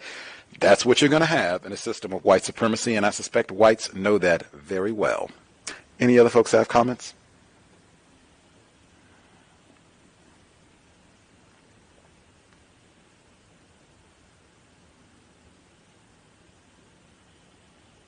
Yeah, there's an old series, Gus, on HBO, where they're talking to the serial killer. I think his name is Michael Kuklinski, but he's called the Iceman. And I think, he's going through all his murders. I mean, ice cold face, no empathy, but he's telling the story like, I couldn't wait to tell this story. Like, it was one of their biggest, it's one of the highest rated shows they've ever had on HBO. It's Michael Kuklinski, the Iceman. They went to prison and spoke to this guy. He was a Gambino hitman. That's entertainment in the system of racism, white supremacy. Not with all the problems we have. HBO could have streaming series on how to solve problems. They want to talk about climate change, things to go about, how you can build your own solar panels in your residence. They could have all kinds of things on. No. The most popular, tell us more about how OJ killed that white woman. Tell us more about how Ted Bundy killed her. System of racism, white supremacy demands violence. We will pause here. We should have ample time after the second audio segment to continue. We're not even finished with chapter 4, so technically he has other techniques that perpetrators use to kind of get you to lower your suspicions, defenses. If anything, hopefully this book will encourage us to be more suspicious of whites. I think that's something that could definitely help us to solve the problem of racism, white supremacy. They seem to be very effective at getting non-white people to think that, oh, this white fella, this white woman is all right. She's not like the rest of them, when frequently that's not the case. So, if anything, greater suspicion of racist man, racist woman. Pay attention to the cues that we get from them. We will get started now. Again, we're in chapter 4, that kind of break point. The first sentence reads, I referred Kelly to Impact, which I believe is the best self-defense course for women. This is about halfway through chapter 4. Context of White Supremacy. This would be audio segment number 2. I referred Kelly to Impact, which I believe is the best self-defense course for women. She is now an instructor there, helping others to heed the signals. At Impact, which is available in most major cities, women have actual physical confrontations with male instructors who play assailants. The men wear heavily padded outfits that can withstand direct punches and kicks.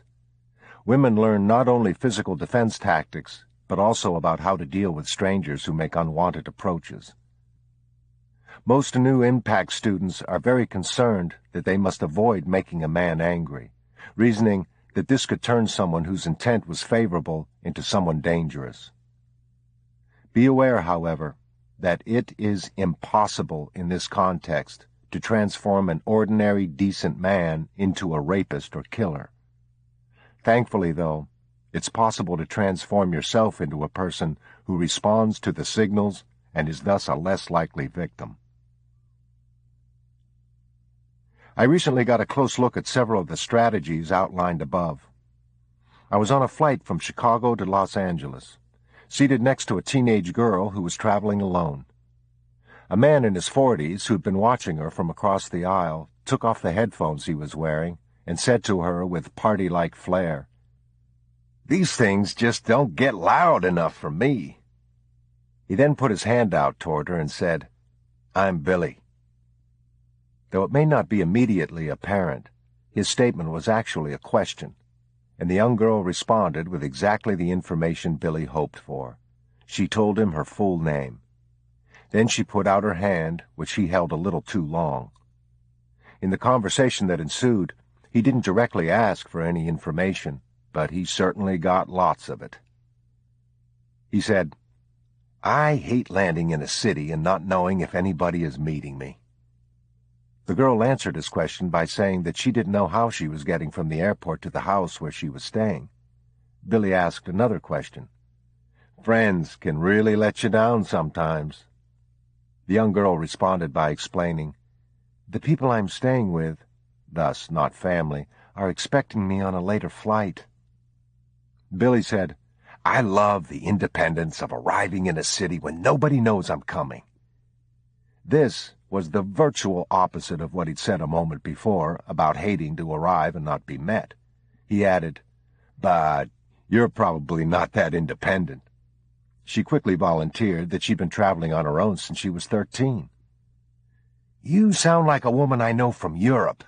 More like a woman than a teenager," he said as he handed her his drink, scotch, which the flight attendant had just served him. "You sound like you play by your own rules." I hoped she would decline to take the drink, and she did at first, but he persisted. "Come on, you can do whatever you want." And she took a sip of his drink. I looked over at Billy, looked at his muscular build, at the old tattoos showing on the top of his wrist, and at his cheap jewelry. I noted that he was drinking alcohol on this morning flight and had no carry-on bag. I looked at his new cowboy boots, new denim pants, and leather jacket. I knew he'd recently been in jail. He responded to my knowing look assertively. "How you doing this morning, pal? Getting out of Chicago?" I nodded. As Billy got up to go to the bathroom, he put one more piece of bait in his trap. Leaning close to the girl, he gave her a slow smile and said, "Your eyes are awesome." In a period of just a few minutes, I had watched Billy use forced teaming. They both had nobody meeting them, he said. Too many details, the headphones and the woman he knows from Europe. Loan sharking, the drink offer. Charm, the compliment about the girl's eyes. And typecasting. You're probably not that independent. I had also seen him discount the girl's no when she declined the drink. As Billy walked away down the aisle, I asked the girl if I could talk to her for a moment, and she hesitantly said yes. It speaks to the power of predatory strategies that she was glad to talk to Billy, but a bit wary of the passenger, me, who asked permission to speak with her. "He is going to offer you a ride from the airport," I told her, "and he's not a good guy." I saw Billy again at baggage claim as he approached the girl. Though I couldn't hear them, the conversation was apparent. She was shaking her head and saying no, and he wasn't accepting it. She held firm, and he finally walked off with an angry gesture. Not the nice guy he'd been up to then. There was no movie on that flight, but Billy had let me watch a classic performance of an interview that by little more than the context, 40-year-old stranger and teenage girl alone, was high stakes. Remember, the nicest guy, the guy with no self-serving agenda whatsoever, the one who wants nothing from you, won't approach you at all. You're not comparing the man who approaches you to all men, the vast majority of whom have no sinister intent. Instead, You're comparing him to other men who make unsolicited approaches to women alone, or to other men who don't listen when you say no.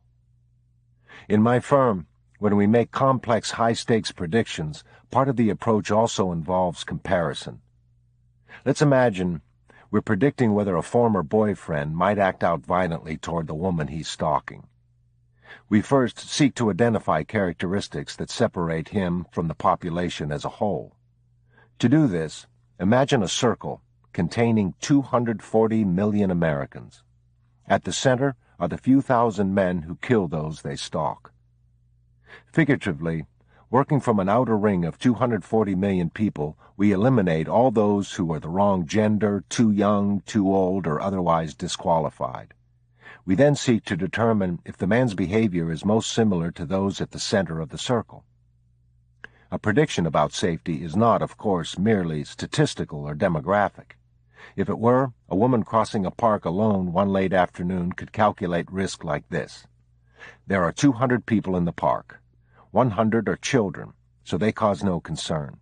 Of the remaining 100, all but 20 are part of couples.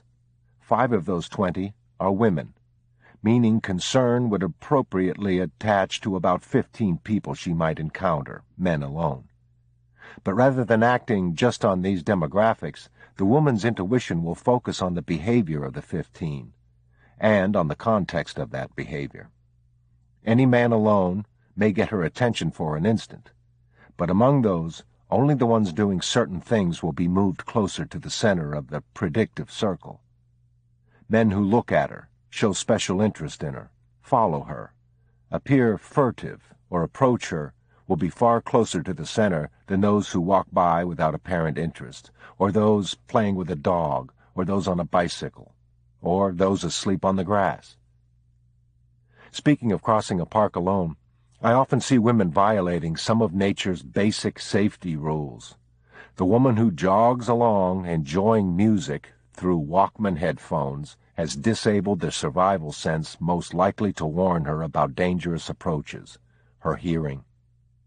To make matters worse, those wires leading up to her ears display her vulnerability for everyone to see. Another example is that while women wouldn't walk around blindfolded, of course, many do not use the full resources of their vision. They're reluctant to look squarely at strangers who concern them. Believing she's being followed, a woman might take just a tentative look, hoping to see if someone is visible in her peripheral vision. It's better to turn completely, take in everything, and look squarely at someone who concerns you. This not only gives you information, but it communicates to him that you are not a tentative, frightened victim in waiting. You are an animal of nature, fully endowed with hearing, sight, intellect, and dangerous defenses. You are not easy prey, so don't act like you are.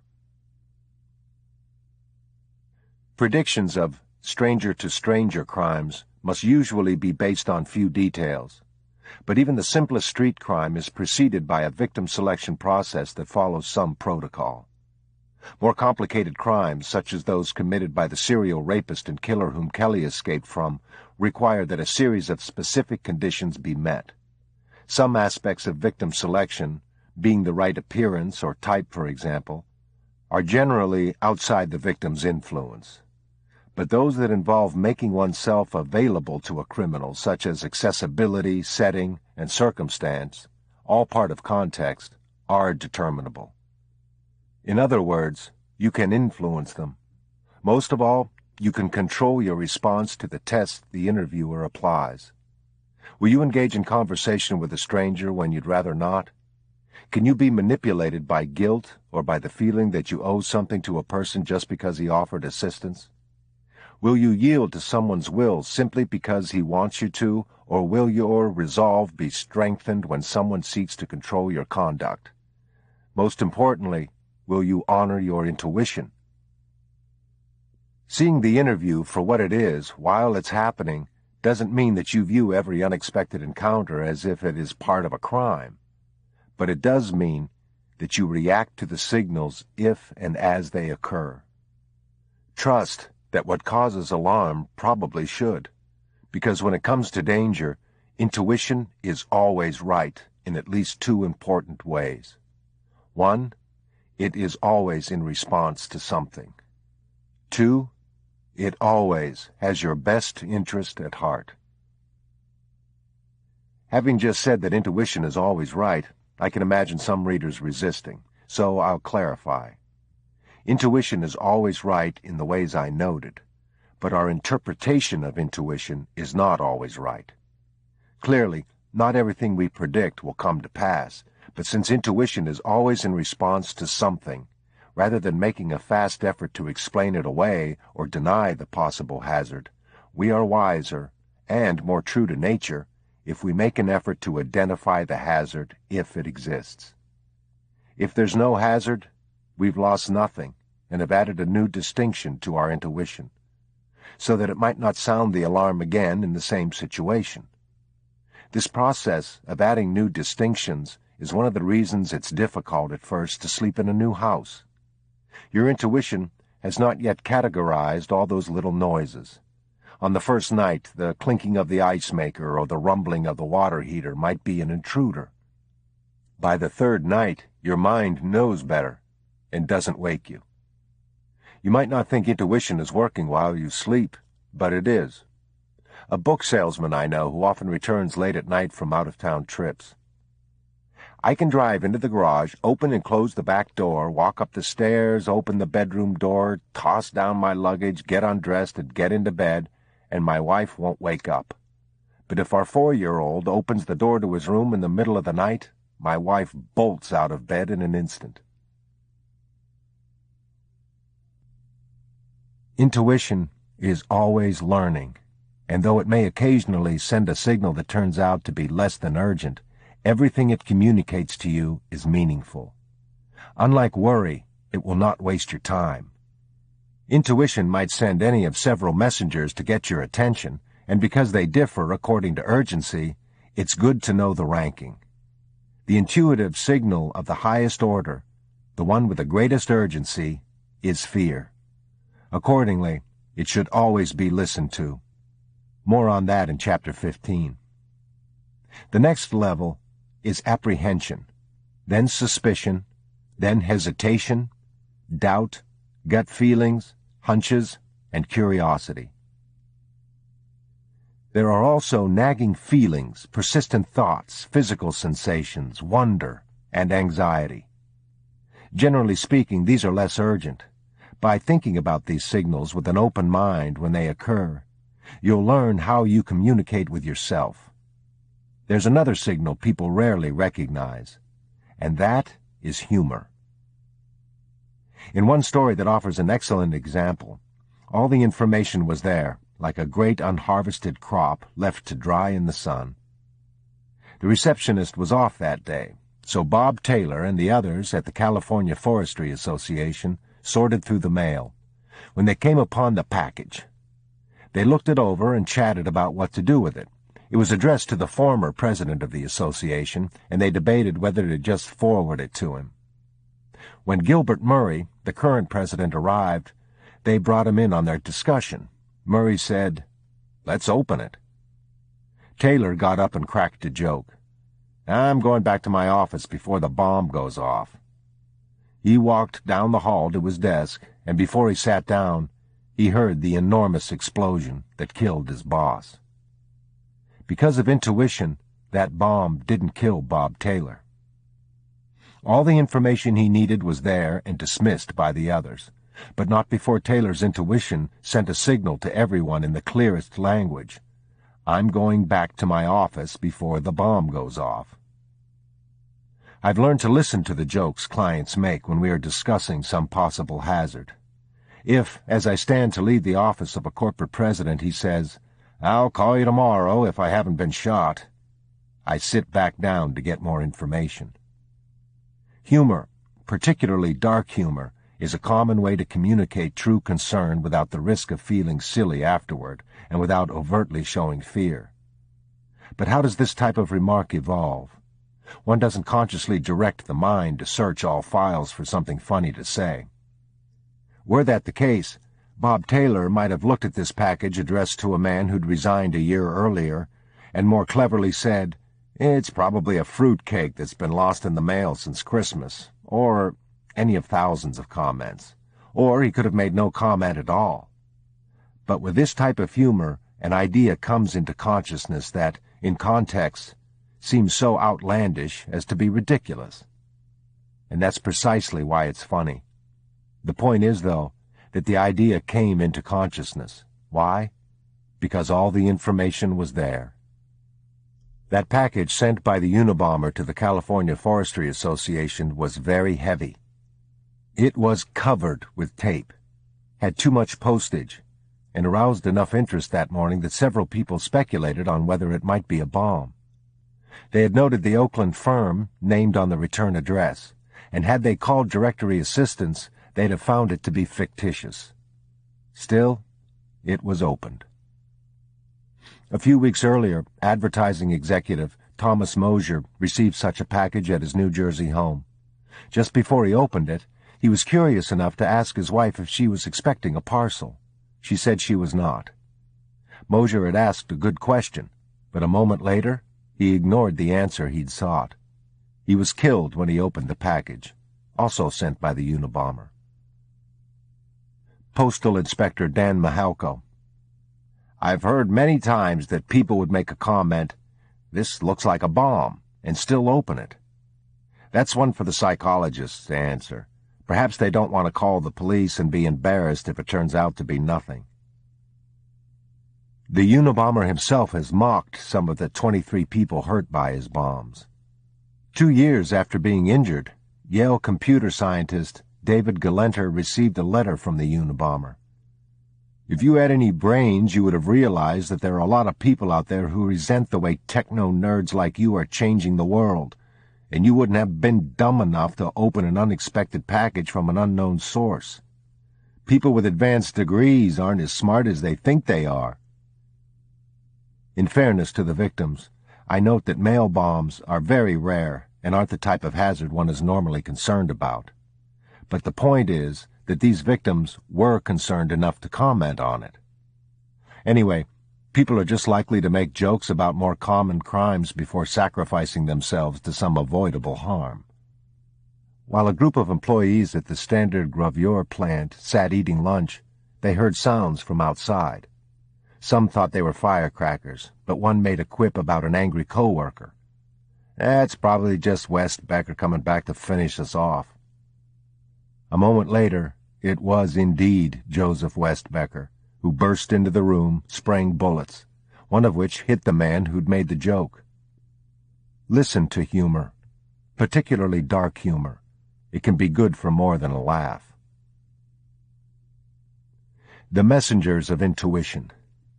Nagging feelings, persistent thoughts, humor, wonder, anxiety, curiosity, hunches, gut feelings, doubt, hesitation, suspicion, apprehension, fear. The first messenger from Kelly's intuition was apprehension. China Leonard got the unheeded message about her son's surgery through a strong, persistent thought. Michael Cantrell had nagging feelings about his partner's recklessness. Bob Taylor's survival signal about the bomb package came through dark humor. Robert Thompson got the loudest signal, fear, when he entered and then exited that convenience store. That's the same messenger a young woman named Nancy heeded as she sat in the passenger seat of a parked sports car. Her friend had left the car running when he got out to withdraw money from an ATM. Suddenly, and without knowing why, Nancy felt great fear. She felt in danger. But where from? To her credit, she didn't wait for an answer to that question. Her breathing stopped and her arms started. She scrambled to find the door locks, but it was too late. A man opened the driver's door, got in, put a gun against her stomach, and drove the car away, kidnapping Nancy. She hadn't seen the man, so why the fear signal? A tiny image in the side view mirror on the opposite side of the car, a glimpse of a 3-inch section of denim. That was her signal that a man in blue jeans was too close to the car and moving too fast. That was her accurately interpreted signal that he might imminently get into the car with sinister intent. All this was gleaned from a tiny patch of blue, meaningful only in context, which she had no time to figure out, but which her intuition already had figured out. If one had tried to convince Nancy to lock the car on the basis of just this fleeting blue image, she might have argued. But fear is far more persuasive than logic. Nancy survived her 5-hour ordeal by following another intuition. She engaged the dangerous stranger in constant conversation. Inside her head, she heard the repeated word, calm, calm, calm. Outwardly, she acted as if she were speaking with a close friend. When her kidnapper ordered her out of the car behind a remote warehouse, miles from the city, Nancy felt he wouldn't shoot a person he had come to know. And she was right.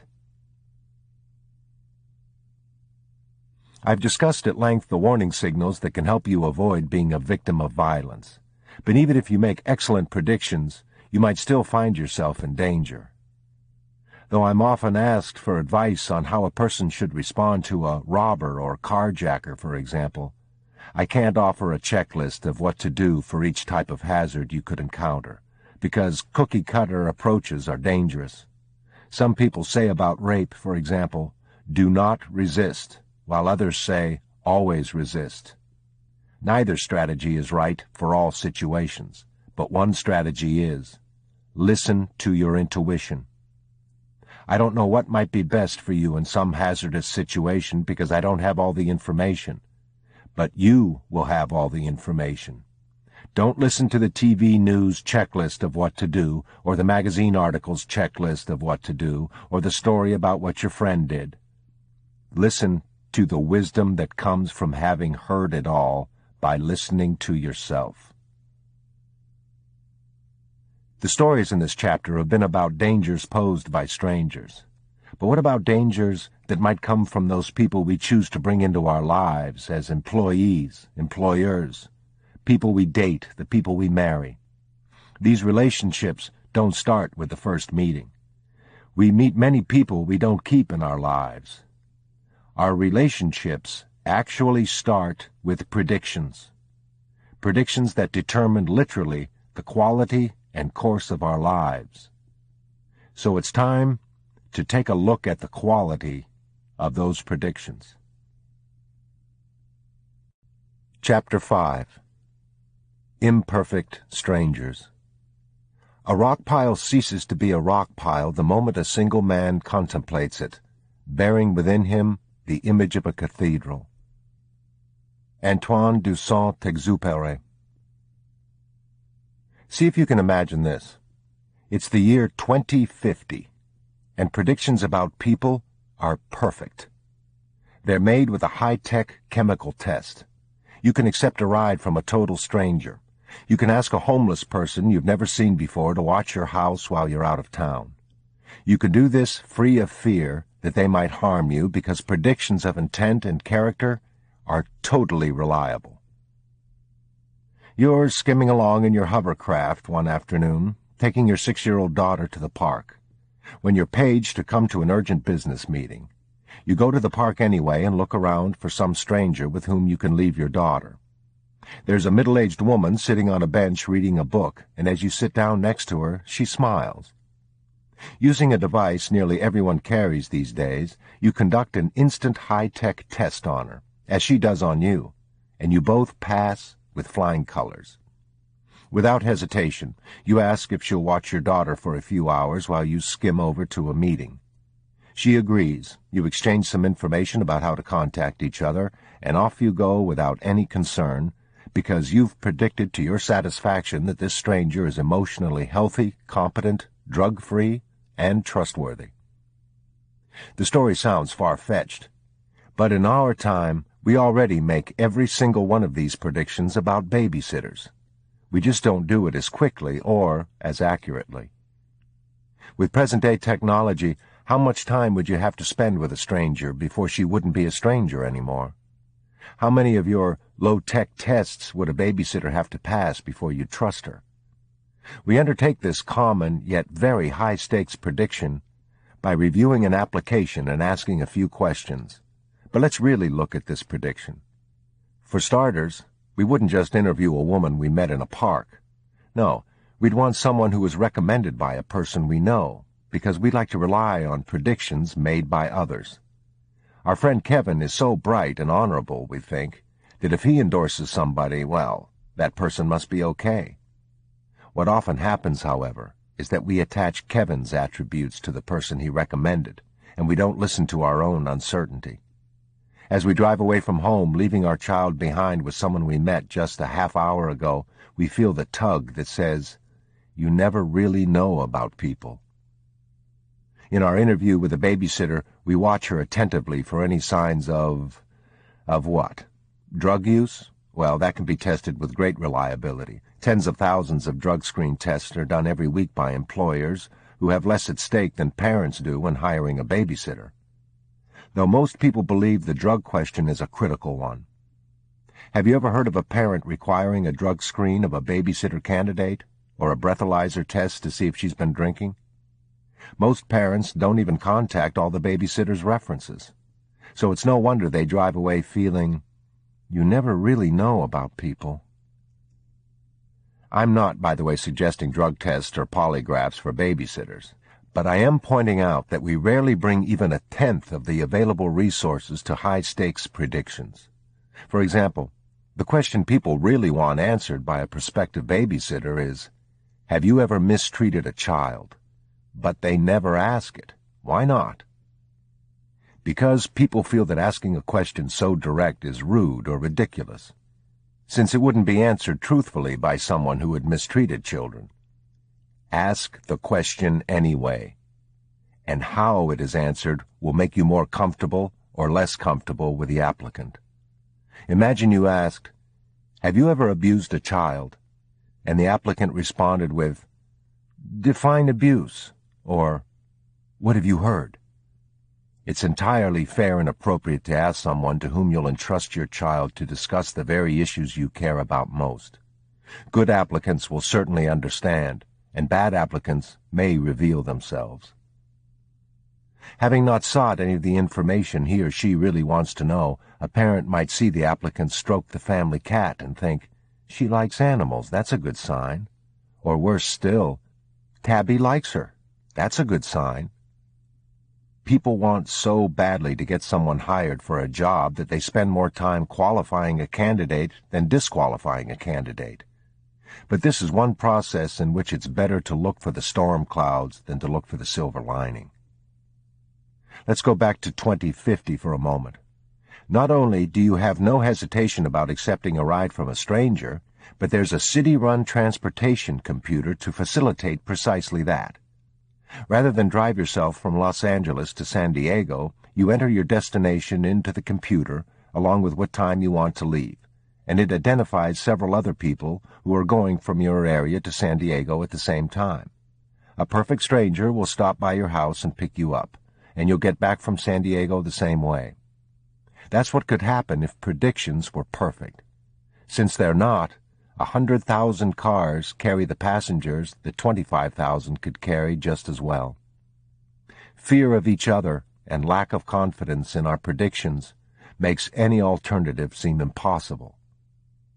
But what if we had that transportation computer today, and in addition to identifying the people who are making the trip you want to make at the time you want to make it, it also provided some demographic information?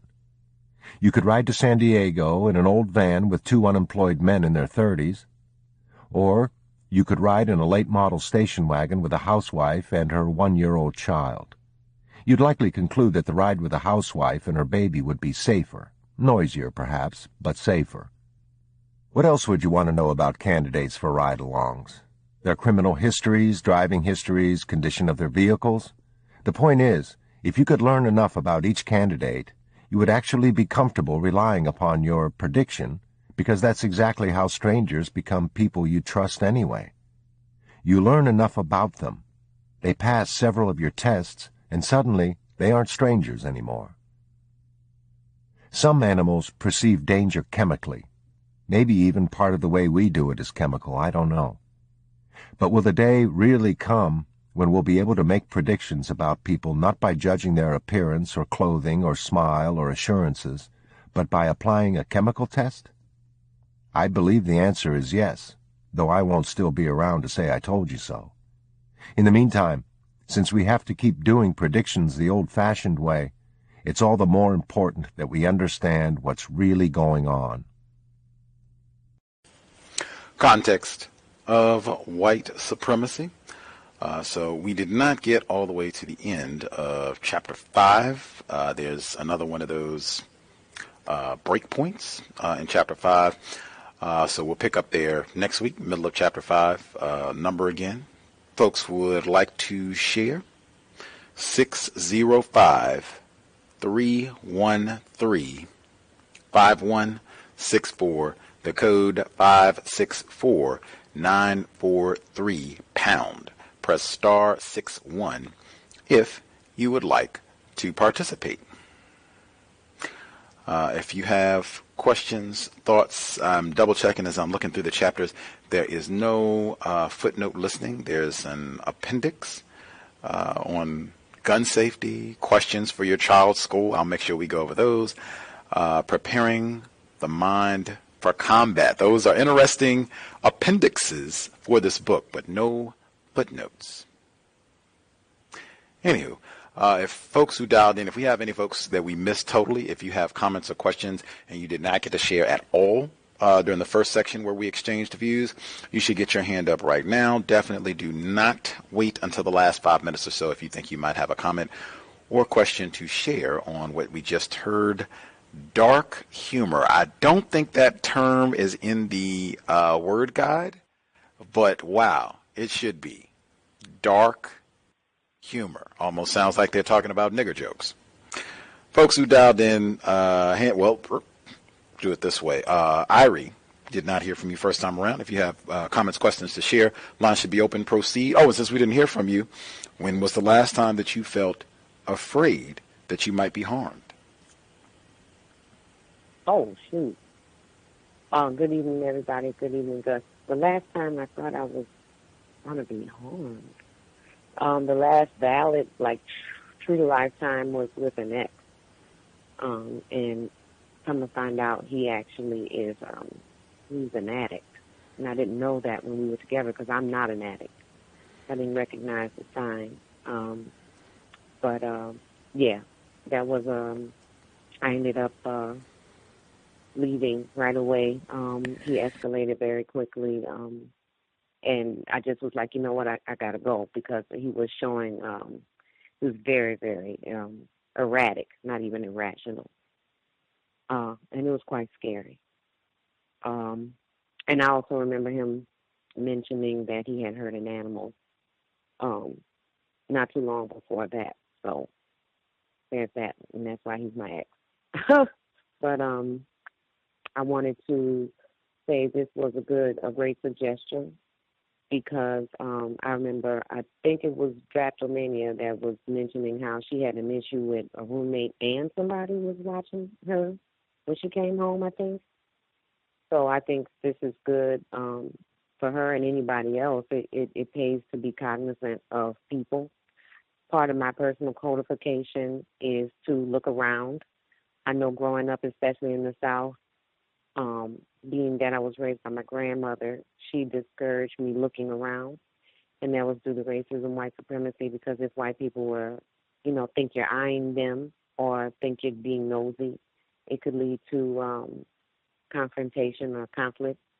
But I make it my business to look around. I even try to, if I'm in one place for a long time and it's kind of small, and I know that there's some through traffic, like a library or a section of a library or something, I try to see if the same people are there, and I try to recall, okay, I remember seeing somebody in this jacket or somebody with this hat. Are they still here? And that actually came in handy, situational awareness, when I went to pick up something from an outdoor store, and I was close to the firearm area. And I gauged how all the employees started, to use a metaphor, kind of swimming back to where I was, pretending like they were helping each other with items. And I knew they weren't. They just were trying to see if I was interested in a firearm or not. And I'll add this as well. I started a group teaching from the compensatory code, and I also started a group for young girls. And actually, the first class that I wanted to teach was situational awareness, and it was I was going to show a video that I found on YouTube. I can't remember what channel, but yeah, I was going to do that, and I ran into some students that I subbed before outside, and there was a car leaving, and a lady got into the car. You know, she exited, and I asked the two young ladies, the two young students, I said, do you remember what the person that got in the car that just left looked like? And the youngest sister said, oh, I don't know. And the older sister, she was about 13. The younger sister was about maybe 10 or so. But the older sister was like, oh, yeah, it was a old white lady in a such and such sweater. I know because I waved to her. I said, and that was smart to do, actually, to make it look like you're just being polite, but you're actually gauging the people around you. So I think it's a great book. I do notice the racism of the damsel in distress, especially, the white damsels in distress and everything. But given the system of racism, white supremacy, of course, they're the perfect victims. So I guess it's smart to assume most of the time he's going to be referencing white people. Otherwise, I think he would make a distinction as to if they're non-white with specific words. And I will end my turn. Thank you. Good evening, everyone. I'll mute my line. Much obliged, Irie. Kudos on starting your group and the teachings from Mr. Fuller as he's outlined the counter-racist code concept. Outstanding job, not just spectating, trying to share information with other victims of white supremacy. Glad to hear you had the self-respect and were proactive enough to get yourself out of a potentially violent arrangement ASAP. Very much needed, I'd say that again, is black self-respect. First time, last time. That's what Mr. Fuller says. First time, last time. If it looks like it's going towards first time, woo! Let's call this quits before it gets there. Person who dialed in, last four digits, 6260. Did you have, again, everybody who participates, when was the last time that you were afraid, thought that you could be subjected to harm? Hi guys, this is Dr. Mania. I can't really talk because I'm at the plantation, but I did want to call in real quick and just let you know that I'm listening. And thanks to the other callers for mentioning the situation that I had gone through. And that was some of the last times I was harmed. Those two situations that she just said, and it's really the roommate situation is still going on, but the other situation, I haven't seen anything in regards to that. Took some notes, but like I said, I can't discuss them. I really wish I could. I had to work tonight. I'm usually off on Thursday nights, but I had to work tonight. But I do have notes, and I will share them next week. Please remind me to share them next week. I took some detailed notes on my phone. But I just wanted to add my input. One quick thing I could say that I remember he mentioned something in regards to a woman jogging in the park, and the first thing that came to mind was the Central Park jogger and the Central Park 5. And that's all I really have to share at this moment, and thanks a lot. Much obliged, Draptomania. Remain safe on the plantation. She's one of the listeners, Draptomania, who recommended that we read this book. Let's see. Retired firefighter in Florida. Did you have commentary to share? Line should be open. You're with us as well.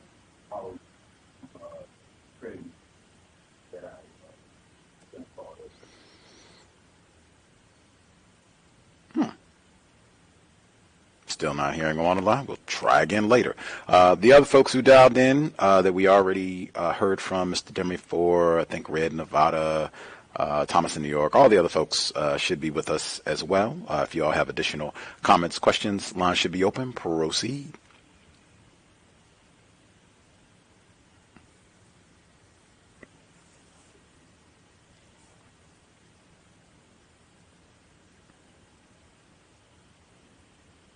Nothing stood out from second audio segment, or no other comments?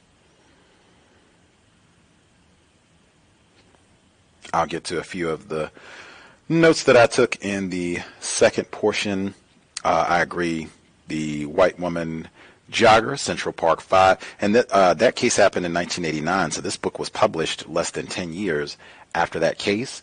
Certainly you see all of the hoopla around that case now with the Central Park 5. There would have been even more then because it was much closer to when that event and everything around it actually transpired. So, but he later on, he said that, speaking of crossing a park alone, I often see women violating some of nature's basic safety rules. The woman who jogs along enjoying music through Walkman headphones has disabled the survival sense most likely to warn her about dangerous approaches. Her hearing, that's one that we've talked about on the program before. I think we've had listeners who have shared that they have been not out running at midnight in the park or in the woods, but they have been at their local grocery store and had headphones on, listening to the cows or other constructive content, and they couldn't hear as well. You got your earbuds in or whatever.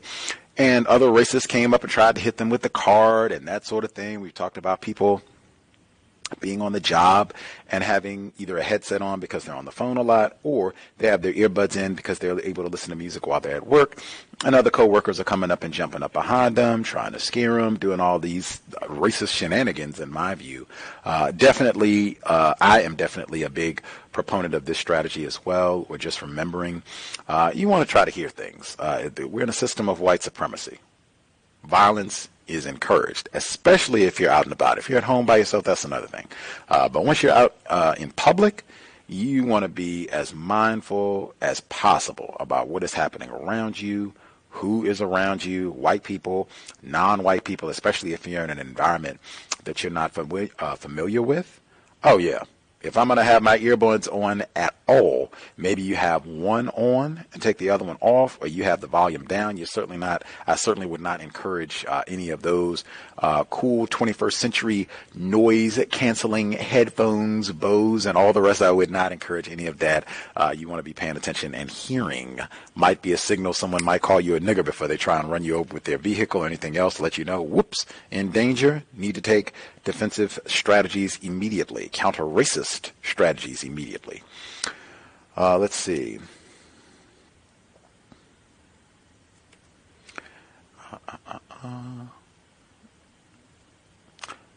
The situation that he gave about the whole business on the plane, where this white man, pedophile really, I think he said he was in his 40s, and it was a teenager on the plane, and he offers her a drink of alcohol immediately. I've said for years on this broadcast, one of the worst combinations in the universe. Whites, alcohol. I say it at the end of every program. Sobriety would be best. We are in a system of white terrorism. I certainly would hope that no cows listener is accepting an alcoholic beverage from a stranger, white or non-white, is not accepting an alcoholic beverage. I mean, that immediately, whoa, this person is up to no good. I want to get away from this person immediately, even if you are of age. But giving a drink to a minor, like, my goodness, get away from me, and call the enforcement officials. He should be, in greater confinement. But the author, Gavin de Becker, looking at this guy and coming to the conclusion, this is a convict that's on here, and he's trying to take advantage of this young girl. That, if that's accurate, and I'll say again, these are all anecdotes, so he could have made this up. I will put that out there very early. White people lie all the time. We don't have any footnotes. Mr. de Becker could have made up all of these incidents. That's it. We have the incident there that he was able to pick up all these details. I think this is a guy who was a prisoner, probably a white man, the way he described him with his cowboy boots and all of that. This white guy, I suspect, was probably a convict, just got out of prison, and is here up to no good. I'm not sure what his financial situation is like if he's able to get out of prison and then hop on a plane. Maybe he got a cheap discounted ticket. Maybe some homies hooked him up with airfare, got him some airfare miles. But wow, to be a white person, spend time in prison, get out and immediately hop on a plane to go do some time on the West Coast. That is not white fragility. That is not white privilege. That is white power. Next. He has mentioned the Unabomber regularly in the text. And back to what the caller who wrote in, the people that he is mentioning, other than his sly reference to O.J. Simpson, mentioning Marsha Clark, other than that, the people that he's mentioning are white. To continue to mention all of these white perpetrators, bombers, serial killers who are classified as white, although they are not being named, no one's racial classification being identified in a book that's written in the context of white supremacy, I see that as a problem. I think racial classifications are important, and to have a white author writing and giving all of this information without these folks being classified specifically sticks out to me. Let's see. And even the danger that white people represent, that you would just can pile up all of these individuals, as I said, bombers, killers, cannibals, who are classified as white, but that is not being pointed out, where we see the pattern of whites engaging in these behaviors. Let's see. Next.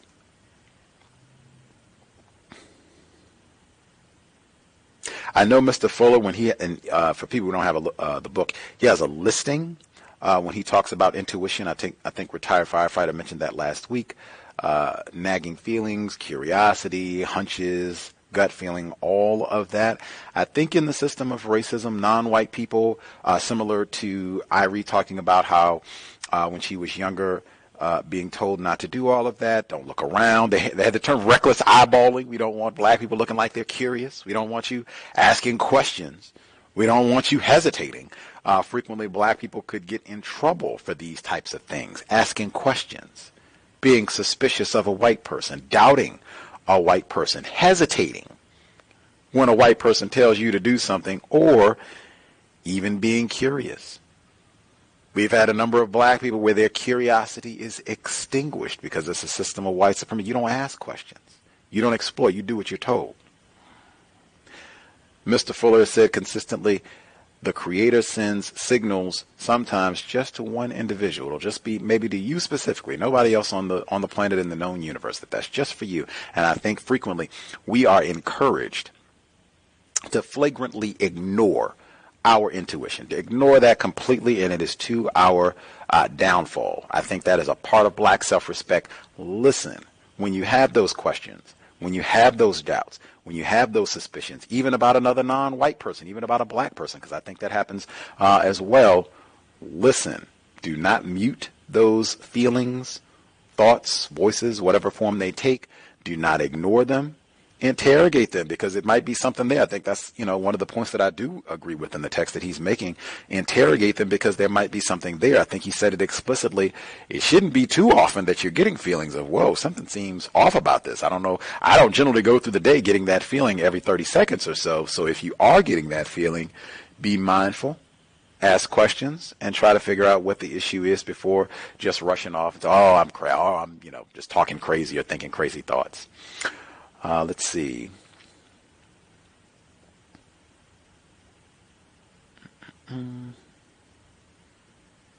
I'm always, I guess I can stop there. That'll be my last one before I check in with other folks. This is from Chapter 5. We only got kind of a short distance into Chapter 5 where he talks about asking questions. This is in the context of if it's a parent and they're looking to hire a babysitter, you don't want to ask obvious questions.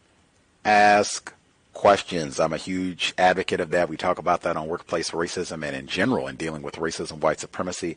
Ask questions. Things that come to mind, even if you think it's a silly question. Mr. Fuller says that no such thing as a silly question. Ask more questions. Unfortunately, sometimes folks that are skilled master deceivers, sometimes they are great at being on the spot and be able to answer questions and allay suspicion. However, If you ask enough questions, you ask the right questions, and you pay attention to those responses, make sure they answer your question and don't just become evasive and get away from answering it completely, you can catch folks if you ask enough questions, you ask the correct questions, and you pay attention to those answers, you can catch a lot of folks and keep yourself out of danger just by asking questions. I will pause there. Any of the other folks who dialed in, comments? Can I be heard? Thomas in New York, yes, sir. Yes, great comment stuff.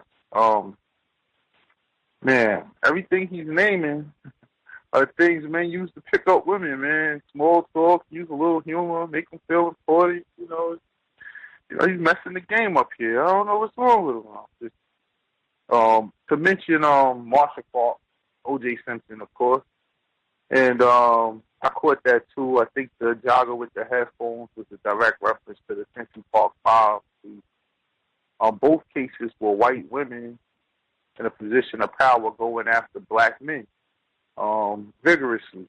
You know, even though Marsha Clark lost, the image was that, but that's that fourth wave of feminism right there. Dark humor. I mean, what is dark humor? Kevin Hart, Eddie Murphy. You say that's dark humor? I don't know. I just I have to think about that one. I wouldn't call that type of humor dark humor, sensitive humor, or I never thought of it that way. But interesting choice of words. I think that he said women don't. Things that women don't do when they perceive a potential threat and make direct eye contact and things like that. I find that white women do all of those things to black men all the time. They make eye contact. They give you the feeling like that they are aware of your presence. It's not just clutching the pocketbook type of thing that they would do. Things that they do every day. It's like they're very aware of us. So this isn't, in my opinion, written for white women and how to deal with black men. I think that that's already pretty much preordained in their mind how they're going to deal with us. I think this was, how white women can be, probably persuaded by white men. Definitely, I don't see this as a problem for white women with dealing with black men. They're very aware of our presence across the street when you're walking down the street, stuff like that. They do that all the time, and I'm like, man, why would you move to Harlem if you feel this way about black people? But it's just very interesting. They're very aware of us. We're not gonna be able to just step to them with some small talk, dark humor. None of that's gonna work for us. They're get away from me, nigga. Real quick. Probably without the nigger. Man, he said something about people with the babysitter, and they spend more time trying to get the person the job than asking questions. Not my experience as a black person. I don't think any black person trying to go babysit some white kids will have white people have any problem asking them whatever questions they would want them to ask them. It just doesn't add up to me. To me, once again, white people dealing with white people, not white people dealing with black people. They make us in employment very difficult. They're not trying to help us get the job when we step into the interview. They're trying to wean us out. So it's a totally different situation. And I'll mute my line. Thank you, guys. Much obliged, Thomas in New York.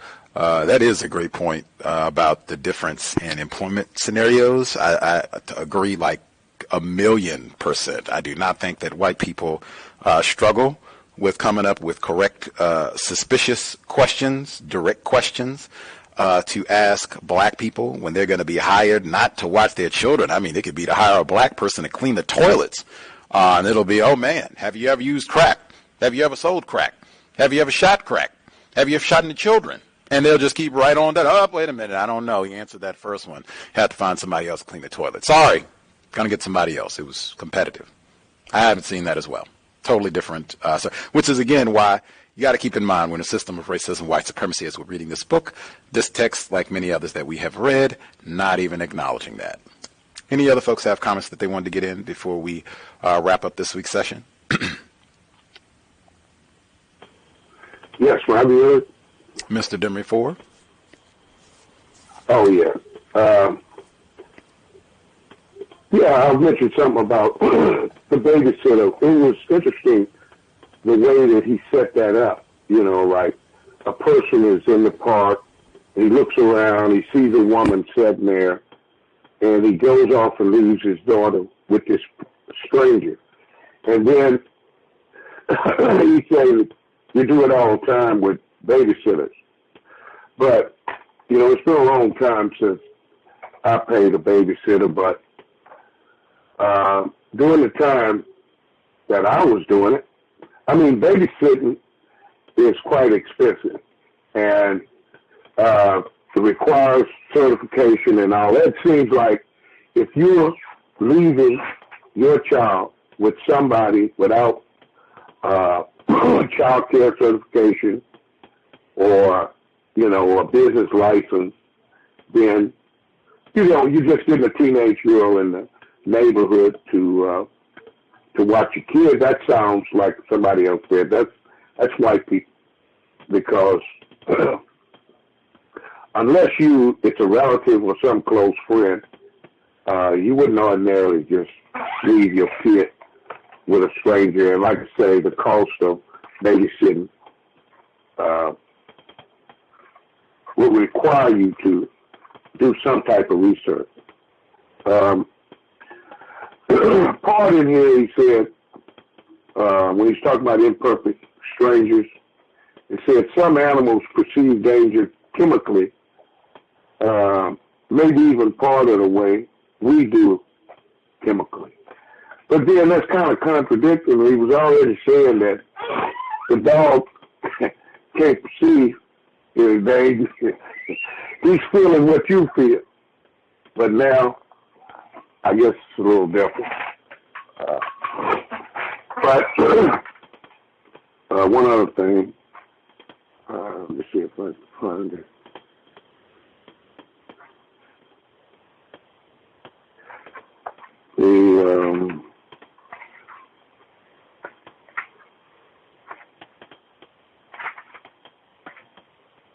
I wanted to mention, Gus, that I guess it was last reading, the last part one, we had said that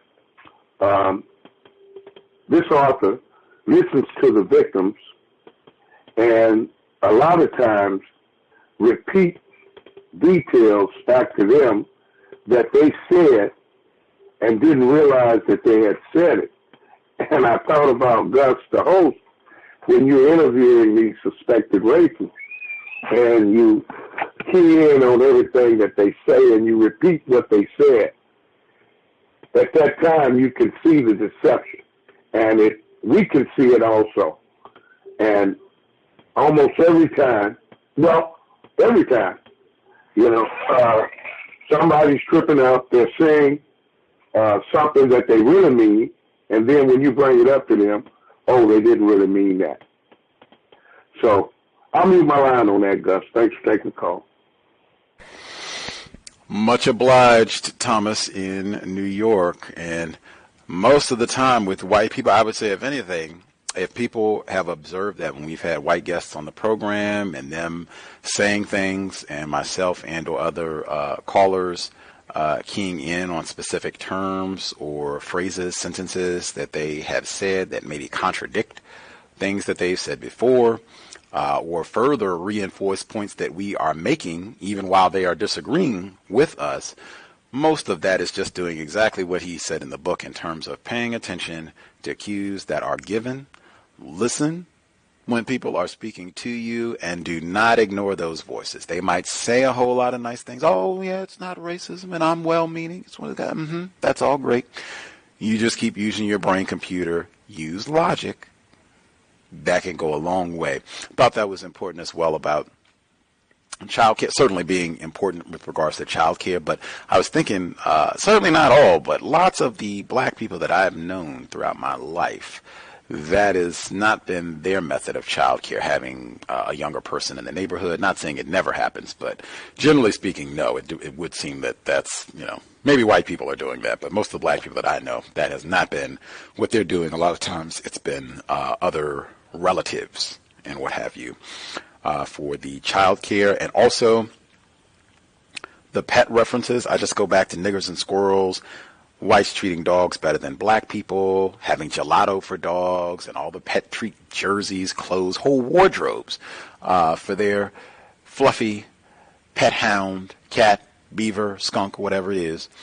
That them saying, oh, well, the cat Toby here seemed to get a feeling about you, so I'll use that. I'm again going to go with whites. I'm not saying that there aren't black people who are just wacky about dogs and all of that, but that seems to be a much greater part of white culture, and thinking that this particular person, I'm going to make a decision about whether I hire or trust them because the dog liked or did not like them. Did any other folks have final comment, question they wanted to get in before we wrap up this week's book study session? Yeah, may I add something? I heard both of you. Ari in Louisiana, we'll get you first. Okay, I'm going to make it really quick. Thank you for letting me proceed. The importance of asking questions. I was in the car with a white male during a rideshare job, and he said something to the degree that he was a lawyer. We were talking about careers or whatever, and I said, "Oh, what kind of lawyer are you? Probate, maritime?"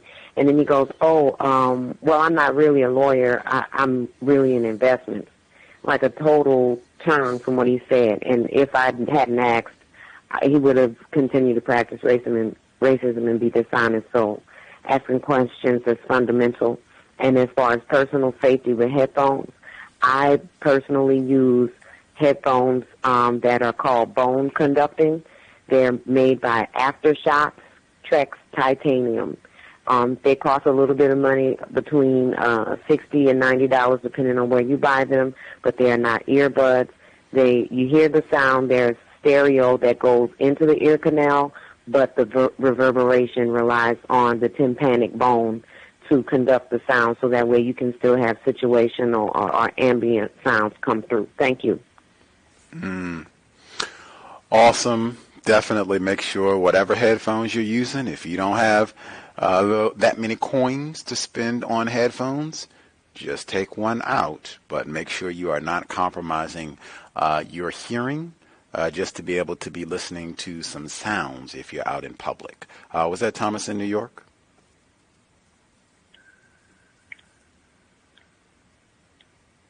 Sorry, trying to mute my cell phone. Yeah, I just wanted to say that from the reading so far, it seems like the book definitely written for white people. And but we should, as black people, be putting ourselves in the position of the victim in these scenarios that he's using, and the white people are the predators, because we all have, black people, it's not our experience. Like you were just saying, we don't go to Becky next door to babysit our kids. We know Becky's mother. We're not doing, like, we have a PhD in not trusting other black people. All these tactics that he's using, we use every day against each other. And no black people don't walk up to you and just start a conversation. They'll get away like it's just not going to happen. We know not to do that with each other, but we just have the problem of letting white people do this to us. And I think that we put ourselves in the victim part, the woman, I guess the woman who's about to be preyed on, to see how white people kind of engage us and get us to team up with some of the things like that. I think that's really destructive. And I'm my line. Thank you, Gus. Much obliged, Thomas in New York. We are kind of still, this book is not nearly as long as James Loewen. Like, it took us a long time to get through that. This book is not that long, so we won't be on it that far. We've not read that much, but we've, read maybe a quarter or so of the text where people can start to get an accurate assessment about who they think the audience for this book is, who is it written for, and what are the implications as we read. But keep that in mind, what Thomas in New York just shared, as we continue. We'll pick up next week. We'll be in Chapter 5, 8 p.m. Eastern, 5 p.m. Pacific, next Thursday. We should be here tomorrow. That would be Friday evening, same time. Workplace racism. Already heard from Red in Nevada today about some of her experiences. We'll address that tomorrow, what to do when whites are making comments, inappropriate, racist comments about your clothing. Much obliged to all the folks for participating, listening in. Reading is more important than watching television. I could say that about 50 times. I watched one episode of the new season of Black Mirror this week and was absolutely, what would be the best word? It would have to be more intense than staggered. I watched one episode and was more intense than violated. I'd have to be something greater than that. I felt extraordinarily violated, and I'm never watching any more Black Mirror again. Reading is more important than watching television. With that, sobriety would be best under conditions of white supremacy. Mr. de Becker included that in the text this week. Race soldiers, whites, trying to slip some alcohol in there. Do what they do, get you to lower those defenses. Have a sip of this. It'll make you feel great. We do not need any of their poisons, narcotics. Let's do the best that we can to preserve our brain computers so that we can make phenomenal decisions and solve the problem immediately. In addition to being sober, let's be buckled up every time we are in a vehicle, passenger or driver. Let's do all that we can to minimize contact with race soldiers, badge or no. When you are in your vehicle, make sure you are not on your phone. If you are behind the wheel, racists will use anything to steal some of our time, maybe even steal our life, steal some of our coins, give out a few of those tickets. Also, you're on your phone while you're driving. Distracted driving, they call it. And you're not buckled in. Out here, those are like $200 tickets, being on the phone while you're driving, not being buckled up. Lots and lots of coins for something so simple. Creator, we ask that you help us remain patient with other black people, victims of white supremacy. We ask that you help us remain patient with ourselves. Remind us to demonstrate the highest levels of black self-respect at all times, in all places, each and every time we are in contact with another black person. It has been time. Replace white supremacy with justice immediately. Cal signing out. Thanks all for tuning in.